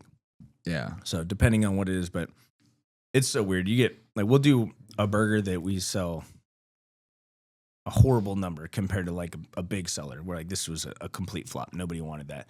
But then you have 10 people that are like, that was my favorite. Put that on the menu. Like, no chance am I putting, like, I'm sorry you liked it so much, but there's no chance that's going on the menu because no one else even wanted it. You know, the other aspect of this too, though, that's good for you guys is if you do expand eventually, because I'm sure there's some goal and some vision of like, hey man, we could fucking Global turn this in. domination. Yeah. At least you have some ideas of all these different burgers you can make. So if you do put one up near a golf course, you're like, we're fucking putting that fucking burger on the full-time menu. You know what I mean? Yeah. Well, we've even talked, like, I mean, at one restaurant where we can control it, we can do a burger of the week and change it every single week and be creative. If we went to multiple restaurants, it would likely become like a burger of the month. Right. You know, where it's because if you're trying to control that over 3-4 spots with, 100 employees, Oh yeah. different head chefs at each location, it's like, and you're either going to have one mass kitchen that's making everything and sending it out. You have 4 different then- variations of everything. And each restaurant's going to do a different amount, and so it's You have like no it's a consistency. lot to control. But if you went to more of like a monthly thing where it's like we take our 12 best that we've ever done and we run these year round, and then occasionally we come up with something new, try it in the lab. If it's a banger, we'll run it. But Yeah, it's that the creative food world is definitely where it's at. That's like what is it, Ohio Pie down the road from us? Yeah. He lets his employees like every fall they get to come out. Maybe it's like for the month of November or something like that. They get to each come up with their own pizza, and he gives them like a percentage of it as their Christmas bonus. And so they all advertise it and market all these and they're like the fucking most ludicrous pizza ideas. And like he came up with one this year. They called it like the Thanksgiving, and it had like stuffing and all this crazy shit on it. And like He's like, we sold 10 times more of that pizza than every other pizza. Like, I don't know what it was, but this one was a genius. Like, ironically, it's the same month all the dispensaries around turn a profit.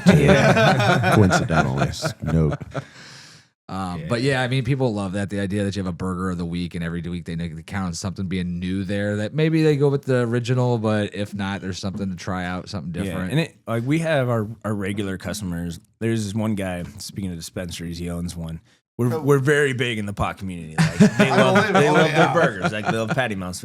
This guy, he maybe there's a 420 collab coming up. It's coming. He comes in like once, twice a week and always orders a patty mount. Like, he will never order anything else. He's like, that looks good, but I ain't ordering it. And I think it was the pizza burger. We finally got him to order something else. And but it's fun when you get those people. You're like, what do I have to do for a burger of the week to get you to order anything else? And they'll be like, I mean, if you did this, I might try it. And then you do it, and they're like, all right, fuck, I'll try it. It's pretty good. That's awesome, dude. It's fun to kind of gauge it off what your customers want, you know. Yeah. And I'm like, I don't care if we sell one of them or if we sell 200 of them. If you can get somebody to change their ways, it's a win, especially if they like it. But Oh, yeah. no, we started doing the same thing with our employee, like our kitchen staff too. We have a whole forum. It's like, if you have a burger of the week idea, come up with it. And ours is a little more in depth. It's like, you got to give us all the ingredients. You got to give us the build out and like the cost of all these, what the cost of the that's burger good. would be. So it's the goal of that is like kind of get them in the mindset of Business, leadership and business and like what it actually takes. Cause it's like anybody can be like, oh, just throw some things on a pizza or on a burger, you know, and, or change 2 toppings and call it a burger of the week. And you're like, well, if you just take off lettuce and put on cucumbers, it's the same exact burger, just with cucumbers. Like, there's no difference there, right? And so, like, trying to get people to be creative with it, because we're selecting, like, anything they give us, we're not just running as a burger of the week. It's like, give us something good and try it out. And now we have our guys in the kitchen that are back there, like, when it's slow, they're making different sauces, they're making different seasonings, and like trying things out and being creative. Which, you know, and for our guys, it's like, I don't expect you to have a 30-year career as a line cook at SmashBuddies. Let's be realistic. But if you're here, I want you to be able to grow and learn, you know, and develop your skills, and I'll show you everything that it takes to like actually come up with a menu concept and like the cost that goes into it. And so we have them, you know, go look at the cost at Kroger and tell me, like, if you're buying this sauce, how much is it going to cost, and how much is that going to affect the burger cost of the week? And so That's awesome. I mean, it's no better way to learn how to be a leader than from a Ranger. I mean, to this day, Ranger School is still considered like the best leadership school of all special forces and military period. It's something. Yeah. Let's go let's talk about that. I mean, obviously, you know, cleaning weapons, hiking with rucks isn't making burgers, but I'd imagine some of that does definitely come through in operating a business as far as what you learned from being a soldier. And it does. I think like what's interesting is everything I've done leading up to this point has kind of led me to this point, or it has helped me be successful here. Like being in the military, like the attention to detail and learning like everything has to be clean all the time. Once you go in a kitchen, like shit, everything like actually has to be clean. And then the health department comes in, they're like, wow, it's really clean in here. I'm like, I thought we fucked up, but cool. Like, it's weird because not being from the industry, you expect like really, really high standards. But when the health department shows up once a year and they're like, wow, it actually looks nice in here. I'm like, all right, cool. But like, I think that's like the attention to detail from the military, I think was the biggest thing. From law enforcement, the customer service, which is very different from law enforcement to selling cheeseburgers. But it's the way I explain it to people is like in law enforcement, I had to go up to like a murder suspect or somebody that I'm going to arrest, and in like 10 seconds convince them not to fight me, not to pull a weapon, not to try to kill me. Here's some nice bracelets. You know, exactly. So it's like you have a very, very short time frame to convince somebody, like to build that rapport and to be friendly with them and be able to have a conversation. So, well, I was terrible at that. That was honestly the hardest thing when I got into law enforcement, like learning how to do that. But I got pretty good at it. And then going into like the service industry now, when people walk in, one of our employees up front, we have guys walk in and I'm like, yo, what's up, dude? How's it going? I chat with him. I've never met these guys before. They just walked in. Well, I'm shooting the shit with him. He's like, you know these guys? I'm like, no, why do you? He's like, I don't know. I thought you like knew those guys. I'm like, no, we do know. They seem like cool guys. Yeah. I don't know. It's just some guys coming in to get burgers. My kind of guys. Exactly. You know, they're here to spend money. I love them. Yeah, right. But no, like that was the biggest thing I think law enforcement taught me was like being able to communicate with people and build that rapport with anybody. And it's the same with like bartending. I'm learning significantly harder than like the front of the house restaurant stuff. Cause you're going to a table every once in a while.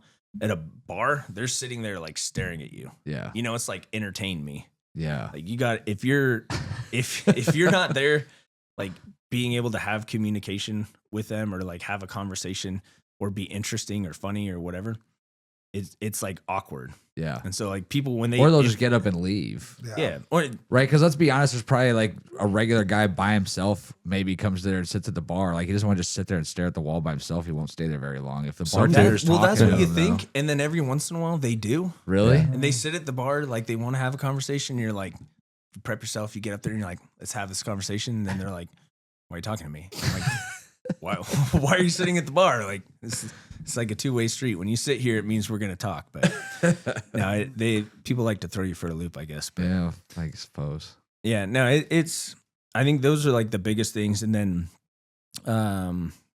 doing the private security stuff. And while I was doing that, I was essentially sitting in an office with a gun doing nothing. And so I was working for an asset management company down in Bridge Park in Dublin. And I was so bored. I like to kind of get creative and like help. You know, if anybody needs help doing anything, I want to learn how to do everything. Right. So I'm there in an asset management company. The asset management company, I have no business learning anything about asset management. And I was doing all sorts of stuff that I had no business doing.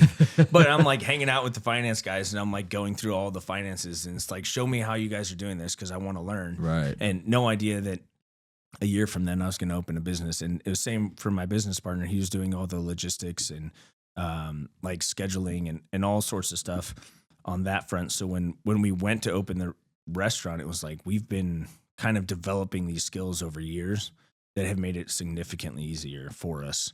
But yeah, because I mean, originally it's just the two of you guys, which you guys are boys, you're from the military, you're kind of same kind of guys. You don't have to worry about if we're going to get along or if you piss each other off one day, you come back the next day and it doesn't even matter anymore. Yeah. Now you have 15 people working for you and they probably called off or they fucking one called off today. late. I was off today and I went into work because one was out. But how has that been as far as now having to deal with 15 people or eventually more, obviously, as you keep growing? 15 personalities. Yeah. It is tough. It's like you ever heard of Mikey's Late Night Pizza? No. They're real popular in Columbus. They're like kind of blowing up right now. And Okay. I think they'll probably be up Cleveland area soon if they're not already. But they've been doing it for 16 years. They started in a food truck and he explained it very well. If you have one restaurant, all of your problems are within 4 walls.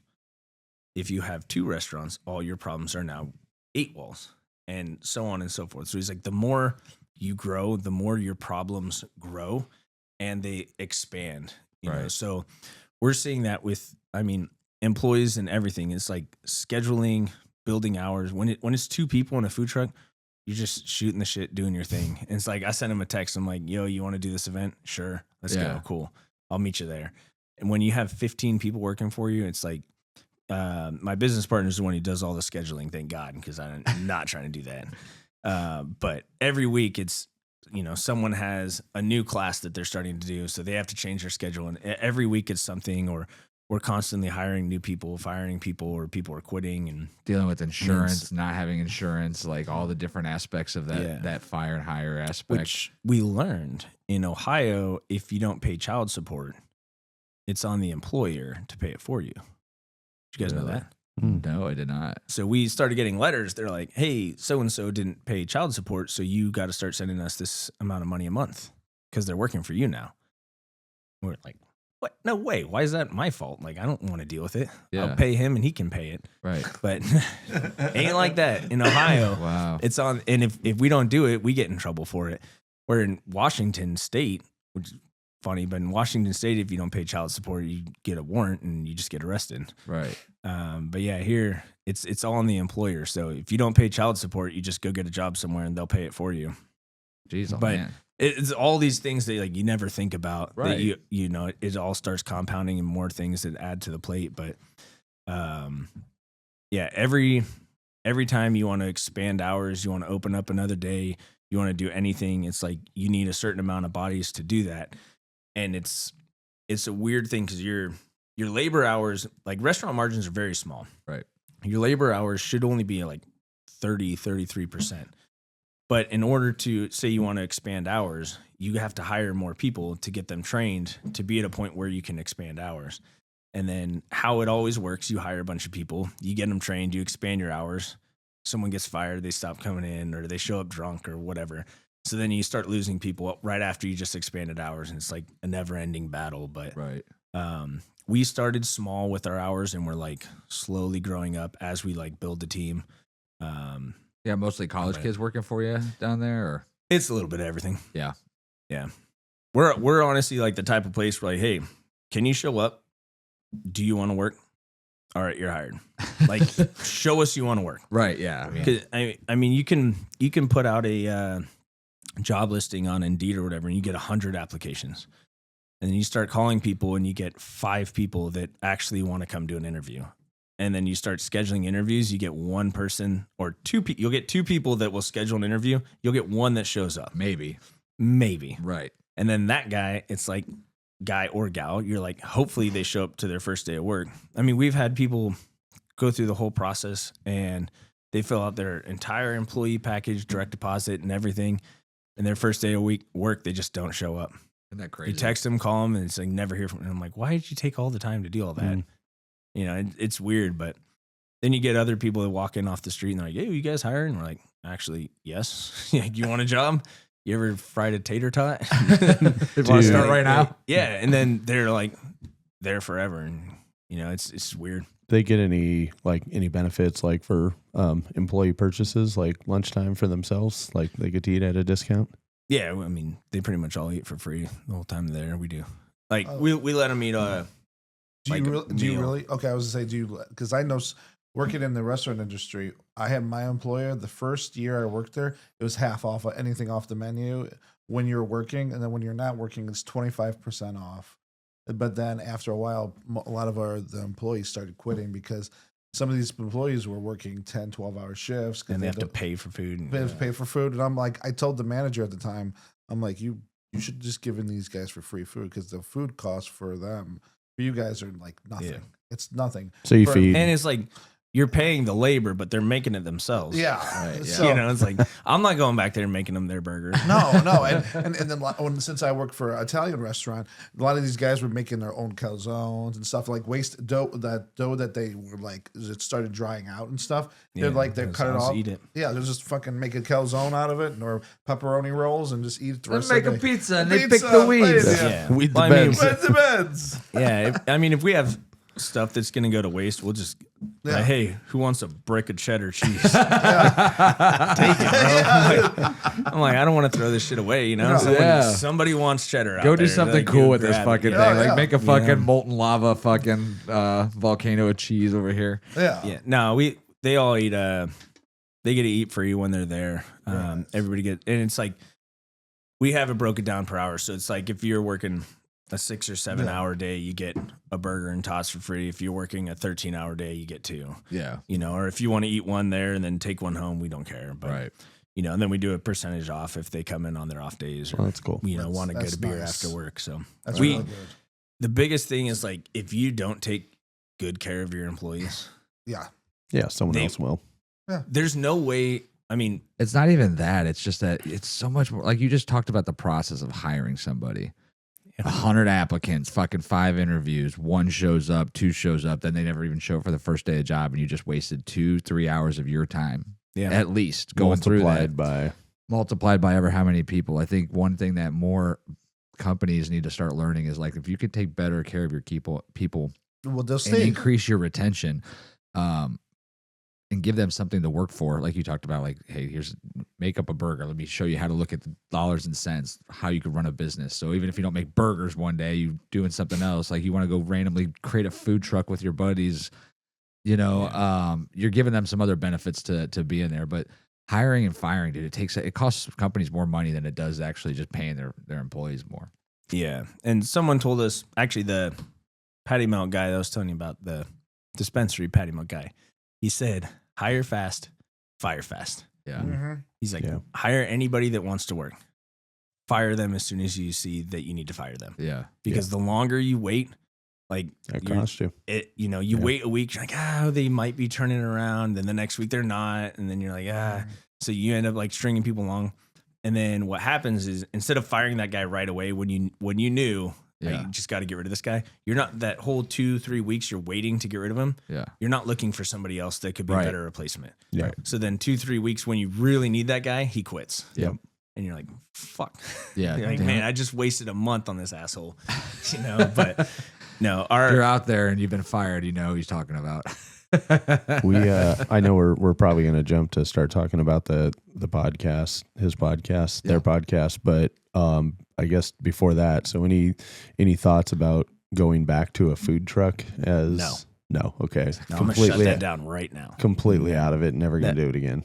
I'm not opposed to it necessarily for the marketing aspect.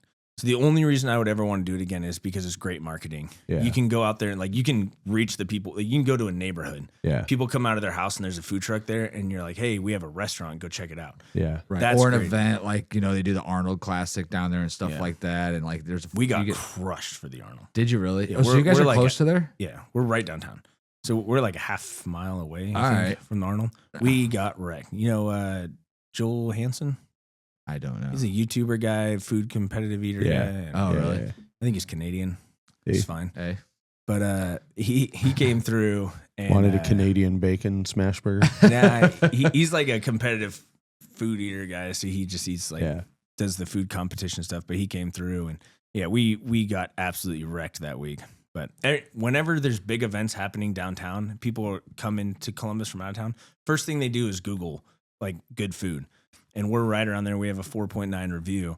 Oh, yeah. Or 4.9 rating on Google. So people see that and then they jet right down. But what's interesting is the locals, they don't use Google Maps. They go with what they know, right? So like if I'm sitting in my house, I'm not Googling restaurants near me. I know the restaurants. Right. Yeah, that's true. So if a new one pops up, I wouldn't even know because I'm not on Google looking. Well, and it's funny too, and then you forget. Like there'll be plenty of times where we're bitching about there's not enough food around here to eat. Like, fuck, I forgot about that place. Why don't we ever eat there? It's like, damn.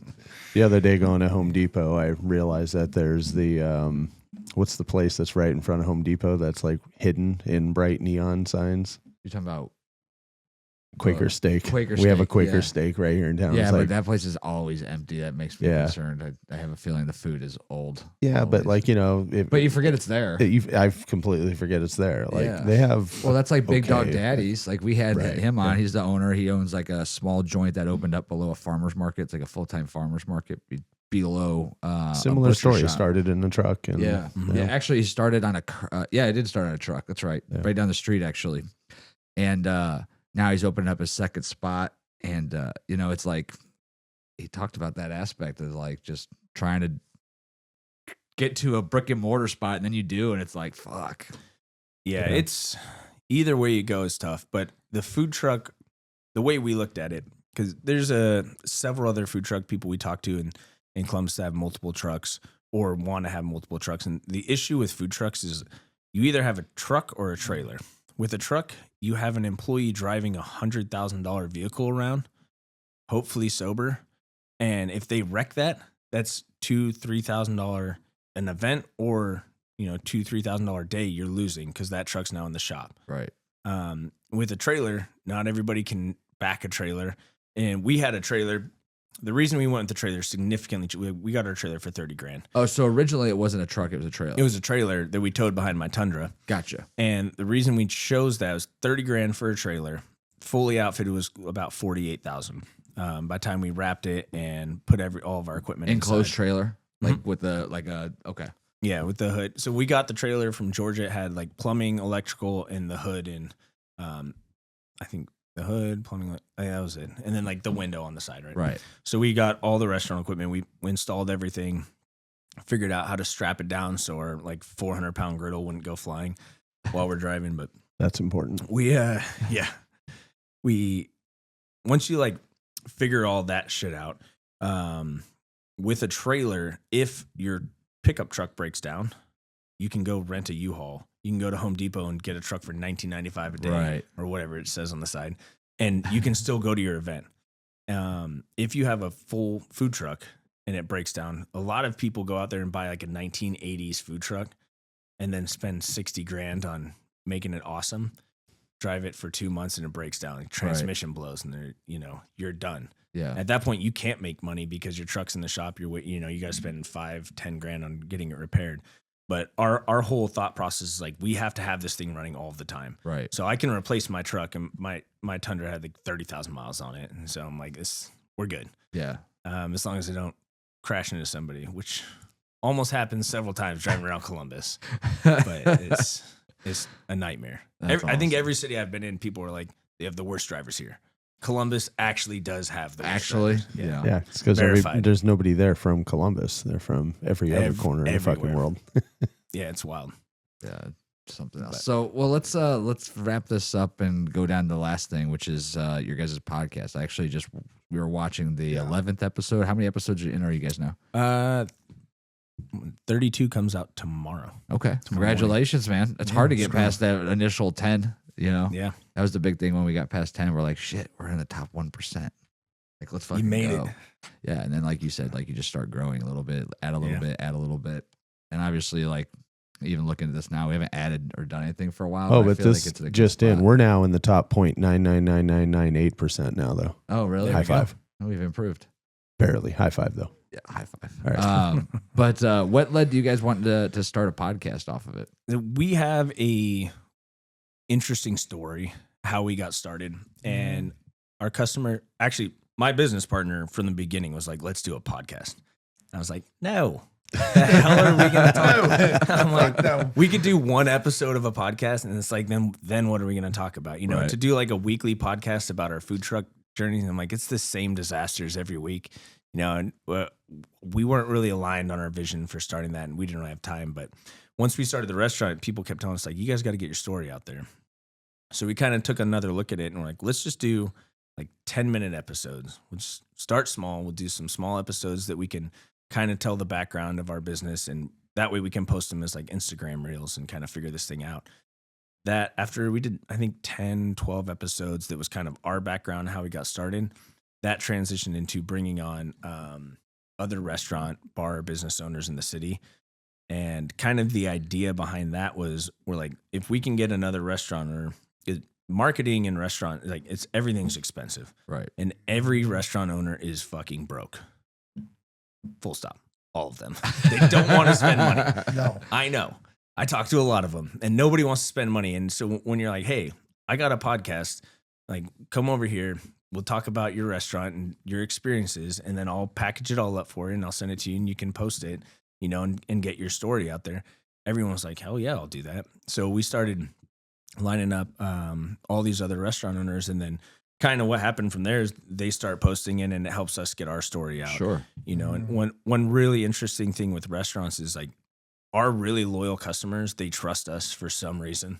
They're like, these guys know how to make a smash burger. So if I'm looking for baked goods, I should trust whoever is on their podcast. Right. Yeah. So it's cool. But when people post our podcast on their stories and their Instagram page, people are very loyal to who they follow. So it's been able to help us grow our brand. And we shut it down for about 3 months when we opened the bar, because that was absolute chaos. And we do.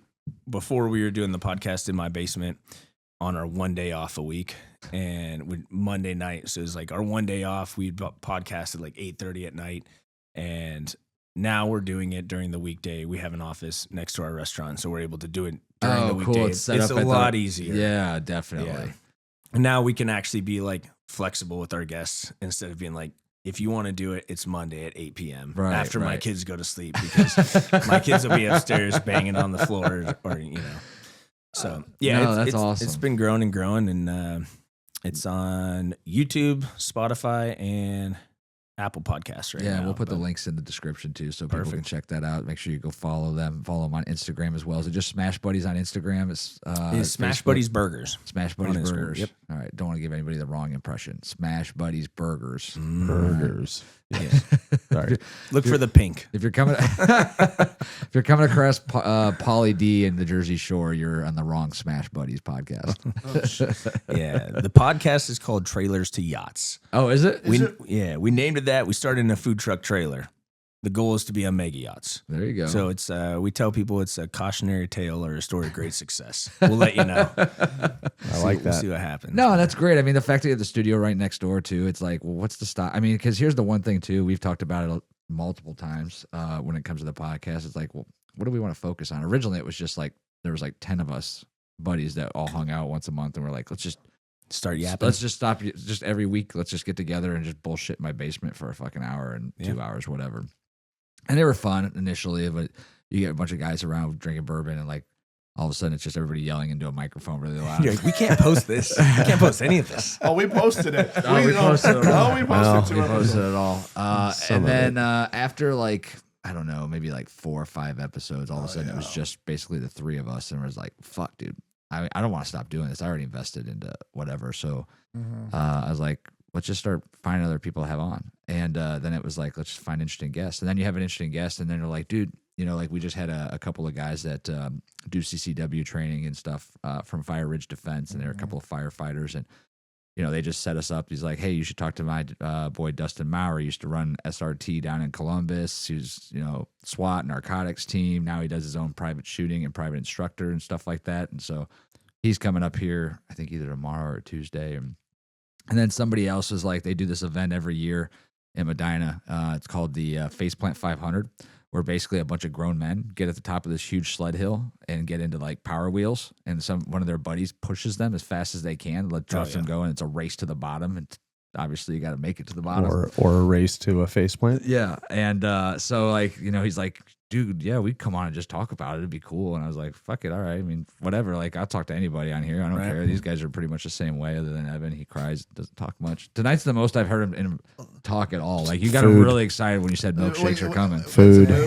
Food, milkshakes. We're literally eating upstairs. I'm eating dinner before we come down here, and my wife's like, "Do you want to?" She just made like sloppy joes or something tonight, and she's like, "Evan, do you want anything to eat?" He's like, "No." He's like, "What if these guys bring us cheeseburgers?" He's like, "I don't think he's bringing us fucking Smashburgers from fucking 2 hours away." I would have totally. I was like, ate "Don't 2 worry, we're hours. gonna go Don't down there worry. and visit them, and we're gonna Food is we're gonna food eat to some me. Smashburgers down there." But yeah, dude. I mean, starting a podcast, you never know where it's gonna go. And it's just a great way to meet new people. I mean, who's to say if you don't just start having customers on? Because I'm sure you got some interesting ass customers. Our coming first in ever here. guest was a customer that was like, "Hey, I want to be a guest on your podcast," and we're like, "All right." Well, do you have any celebrities yet to come in? No. There's celebrities. What are you talking about? Well, I mean, besides them, like any like sports celebrities, Ohio State players. No. In the restaurant, not on the podcast. I'll just say in the restaurant. We got some OSU guys come in the restaurant.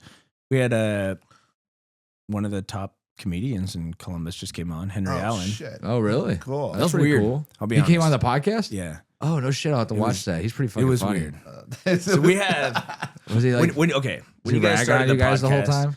No, when you guys started the podcast, were you like, "We're ready to do this," and then you turn on the lights and cameras, and you're like, "You talk," or was it just, Oh, or no. were No, you too Will's drunk the and it one was that just talks. natural? I talk a No, lot. Will's Okay. the one that talks. So you- I think there was no dead air. I could talk about anything. You know.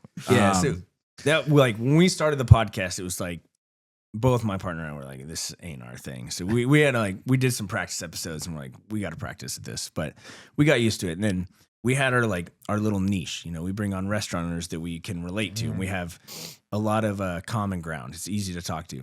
And then we're like, let's bring on comedians.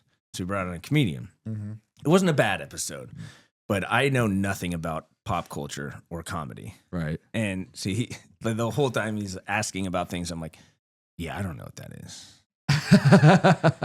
Anyways. it was a good learning curve, you know. It's like, That's what gotta- matters. Yeah. So it's funny because we don't know that much about restaurants, obviously, and we have Jan, and we've had who else did we have other than Big Dog Daddy that was in the restaurant? Didn't we have somebody else on? I thought there was another one, but either way, like it's funny because as we start talking with somebody, you don't know where it's going to go. Sometimes I try to do a little research about somebody before like they come on, like especially if it's like a teacher or somebody that specializes in some kind of training or something. Other times you just wing it, or I'll ask ChatGPT. I'll give ChatGPT like the website, the person's name, and I'll be like, "Hey, they're coming on a podcast. Should to talk I about invite this person to my Yeah. house?" Yeah, like tell me something to ask, or like, or just give me some basics that I should reach out based off of like what people are talking about them on the internet and stuff like that. So like it kind of gives me some directions and ways to go. But yeah, I think somebody's gotta be willing to talk. Yes. It is. It's an interesting concept. It's better now that we have an office next to our restaurant when you're just like inviting random people to come over. But our basement studio before, like, this is like looks like a podcast studio. Our basement studio was, and basically in the basement of my house, it had like a side closet, like an unfinished closet. Yeah. We had some painted brick back there, and once you're sitting there, it's not too creepy. But walking down the tunnel of doom to like this weird little studio, You just It go was around strange. the corner, Yeah, put I'm the like, lotion on the basket. keep going. It's fine. Yeah. Keep going. Nothing. It's not weird. But Yeah, that was the aspect of having it down here. Like when it was all my buddies, my wife was cool with it. But then she's like, "Wait, who the fuck are you coming here?" And then the thing would be like, "Wait, you're doing a podcast tonight?" Because like I said, we're like today, tomorrow, and the day after. So we got 3 in a row. She's like, "The house is not clean enough for people to fucking come in here." I was like, "Don't worry, we're gonna go into the garage, down to the basement. Nobody ever fucking looks around the put house." this bag over your head. Just follow me. Hold my hand. Like, I was like, nobody looks around That's the house. not a It'll be hand. fine. But yeah, it's definitely interesting. We talk about it all the time. It's like hard to believe we've done like I think 52 or 53 episodes, but then we had a 50th episode party where we had everybody over. We bought like, I don't know, 1,000 pounds worth of different random meat and shit like that, and just Nice. smoked out all kinds of stuff all day. And it's crazy like how many of like people would be like, "Oh, I saw you on the podcast," and "Oh, I saw you on the podcast," and it was like, "Hey, I know you," or "My wife knows your wife's friend who was on the podcast," and it was like this huge community of there was probably 70 people here, 50, 70 people at different times. Yeah. you guys And, like- are like, you guys watch the podcast? Yeah, yeah, it's exactly what it is. Like, especially when it's somebody's wife, they're like, "Oh, well, that's like the other night we went out to dinner with our friend. It was her birthday, and she's like diehard. She's listened to like every episode since like season 1. It was like, or from episode 1. I'm like, dude, you are such an awesome friend. Like, just hearing that she's like, which one? Like, we're at dinner for her birthday. She's like, which episode do you think is your favorite? Like, out of all the guests you guys have had on. Well, first she asked Evan. He's like, I don't know. They're all fucking a waste of time. I thought she was talking about like the not our podcast, but like not our podcast. I thought that she was talking about like other people's podcasts. It's good that your answer is still It's not getting better. still not getting any better. I'm like, Jesus. still Well, she texted me, and I'm just inclusive reading of through my us, phone. like, I'm like, what? Okay. I think every podcast is a piece of shit, but I'm like, whatever. yeah. Anyhow, but then so it's like you hear that and you're like, that's kind of cool. And then like randomly, like you'll have a video. Like we had a video with the guys from last week on, and it was only like a 6-minute video, but it got watched like a total of like 270 hours. And I'm like, holy shit. I was like, 270 hours were spent watching a 6 fucking minute video that we did. Like, that's kind of cool when that happens. 0 by Evan, by the way. Definitely 0 by It was Evan. one of your guys' mom. Yeah. I wish. We did. So we had a couple of guys that started a YouTube channel. We actually just did an event with them today. It was pretty fucking sweet. Wingman Garage and Good Morning Mechanic. Good Morning Mechanic is like a YouTube mechanic show, and then Wingman Garage, he was on like, I don't know, 4 weeks ago. He owns a shop in Wadsworth, about 20 minutes for guys that don't have a garage. He rents out the garage space, and then he's like your wingman. So like if you don't know how to do brakes, never done your brakes before, rent out the garage for $45. He helps you get your brakes done, knock it out, so you get to work the next day. So they do a community build every year where they invite anybody in the community that wants to learn how to work on a car to come out. Oh my God. About to end. Why is that blinking like that? Game over. Dude. It's not even funny. How long's it been blinking? I just noticed it. Time to reenact the last 1 hour and 45 minutes. It says it's still recording, but it says drive 1 is an issue, which the last time it said that, it was not good. How many times have you used this? You might have a corrupted solid state drive. Well, why don't we? Find out. Well, I think we're kind of rounding. Yeah, we're third gonna wrap base this up, and to we're gonna see wrap what up fucking anyway. happens. Fuck. Nobody listens to the end anyway. Yeah, Still right. says- yeah, as long as they listen to the first 20 minutes. I was gonna just ask. I guess this is a good kind of a wrap up question on the podcast. Is do you find like your friends and your family like overly supportive of it? Do they listen? Did they listen to the first couple and they're like, whatever Of the podcast? of your podcast? Yeah. Family definitely. They listen. And I talk to my brothers all the time, and kind of like bounce episodes off them. Like the comedian we had, and I was like, listen to this one. Like I'm not gonna tell you how I thought it, but they're very honest with me, and Yeah. they're like, well, Joe Rogan would have done this, but no, like my family listens a lot, but the biggest drive for it is we have random customers come in and they're like, when's the next episode coming out? That's cool. I like that. That's Yeah. Like we had a CPD guy like probably a month ago. He came in, he's like, what's up with the podcast? I haven't heard it in a few months. Like, what's going on with that?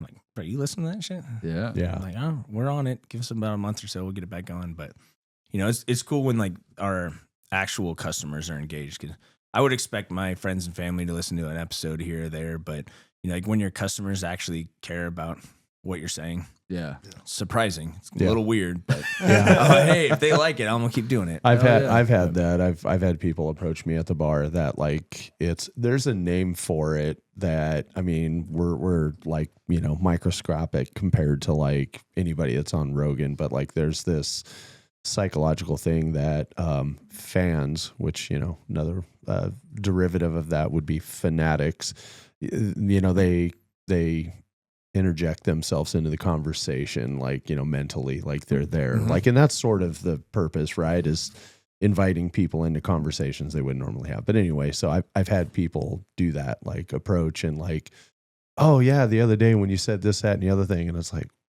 what is this person talking about? And then a few minutes later it'll click. It's like, oh, either it was from a video or it was from the podcast. And we recorded that like, you know, 6 weeks ago, and then but they got around to watching it and they're like, yeah, that was really hilarious how you guys set that up. And it's like, I can go back and watch that. I don't know what the fuck he's talking about. But then at the same time, it's like, well, it's pretty badass. Like that people are, you know, that invested into paying attention. And it's like our goal isn't necessarily to become famous, but it's just to demonstrate that like dudes can get around a table and just, you know, have some bourbon and just some fun. fucking talk. Like put the phones down. Evan did a pretty good job at keeping his phone down on this, but we know he's got it on his computer too there. But what the fuck? I am worried about why that's blinking though. Oh, boy. Never had that happen before. Fucking Always something. There's always something. Come on. Technology's great. this might be an until it isn't. hour-long podcast. We'll see. well, let's find out. It's be a hell of an hour though. All right, guys. All right. Well, hey, thanks again for joining us, dude. We'll make great, sure we man. put all the stuff in the description so people can find you when they're down in Columbus. We will absolutely be down there, and we'll check it out as To well. eat and to be on the podcast. Like we got to do both of those things. Eat, Yeah. drink, Agreed. and Eat, be on the podcast. drink, and be on the Oh, yeah. podcast. Well, thanks for having me, guys. You guys need T-shirts that say that. Smash Buddies, eat, drink, Anal podcast. about buns. Yes. I would wear that Can you shirt. call the episode that? Smash Buddies, anal about buns. Yes, dude. My parents are gonna watch this. 100% Let's do gonna it. call Let's it do that. it.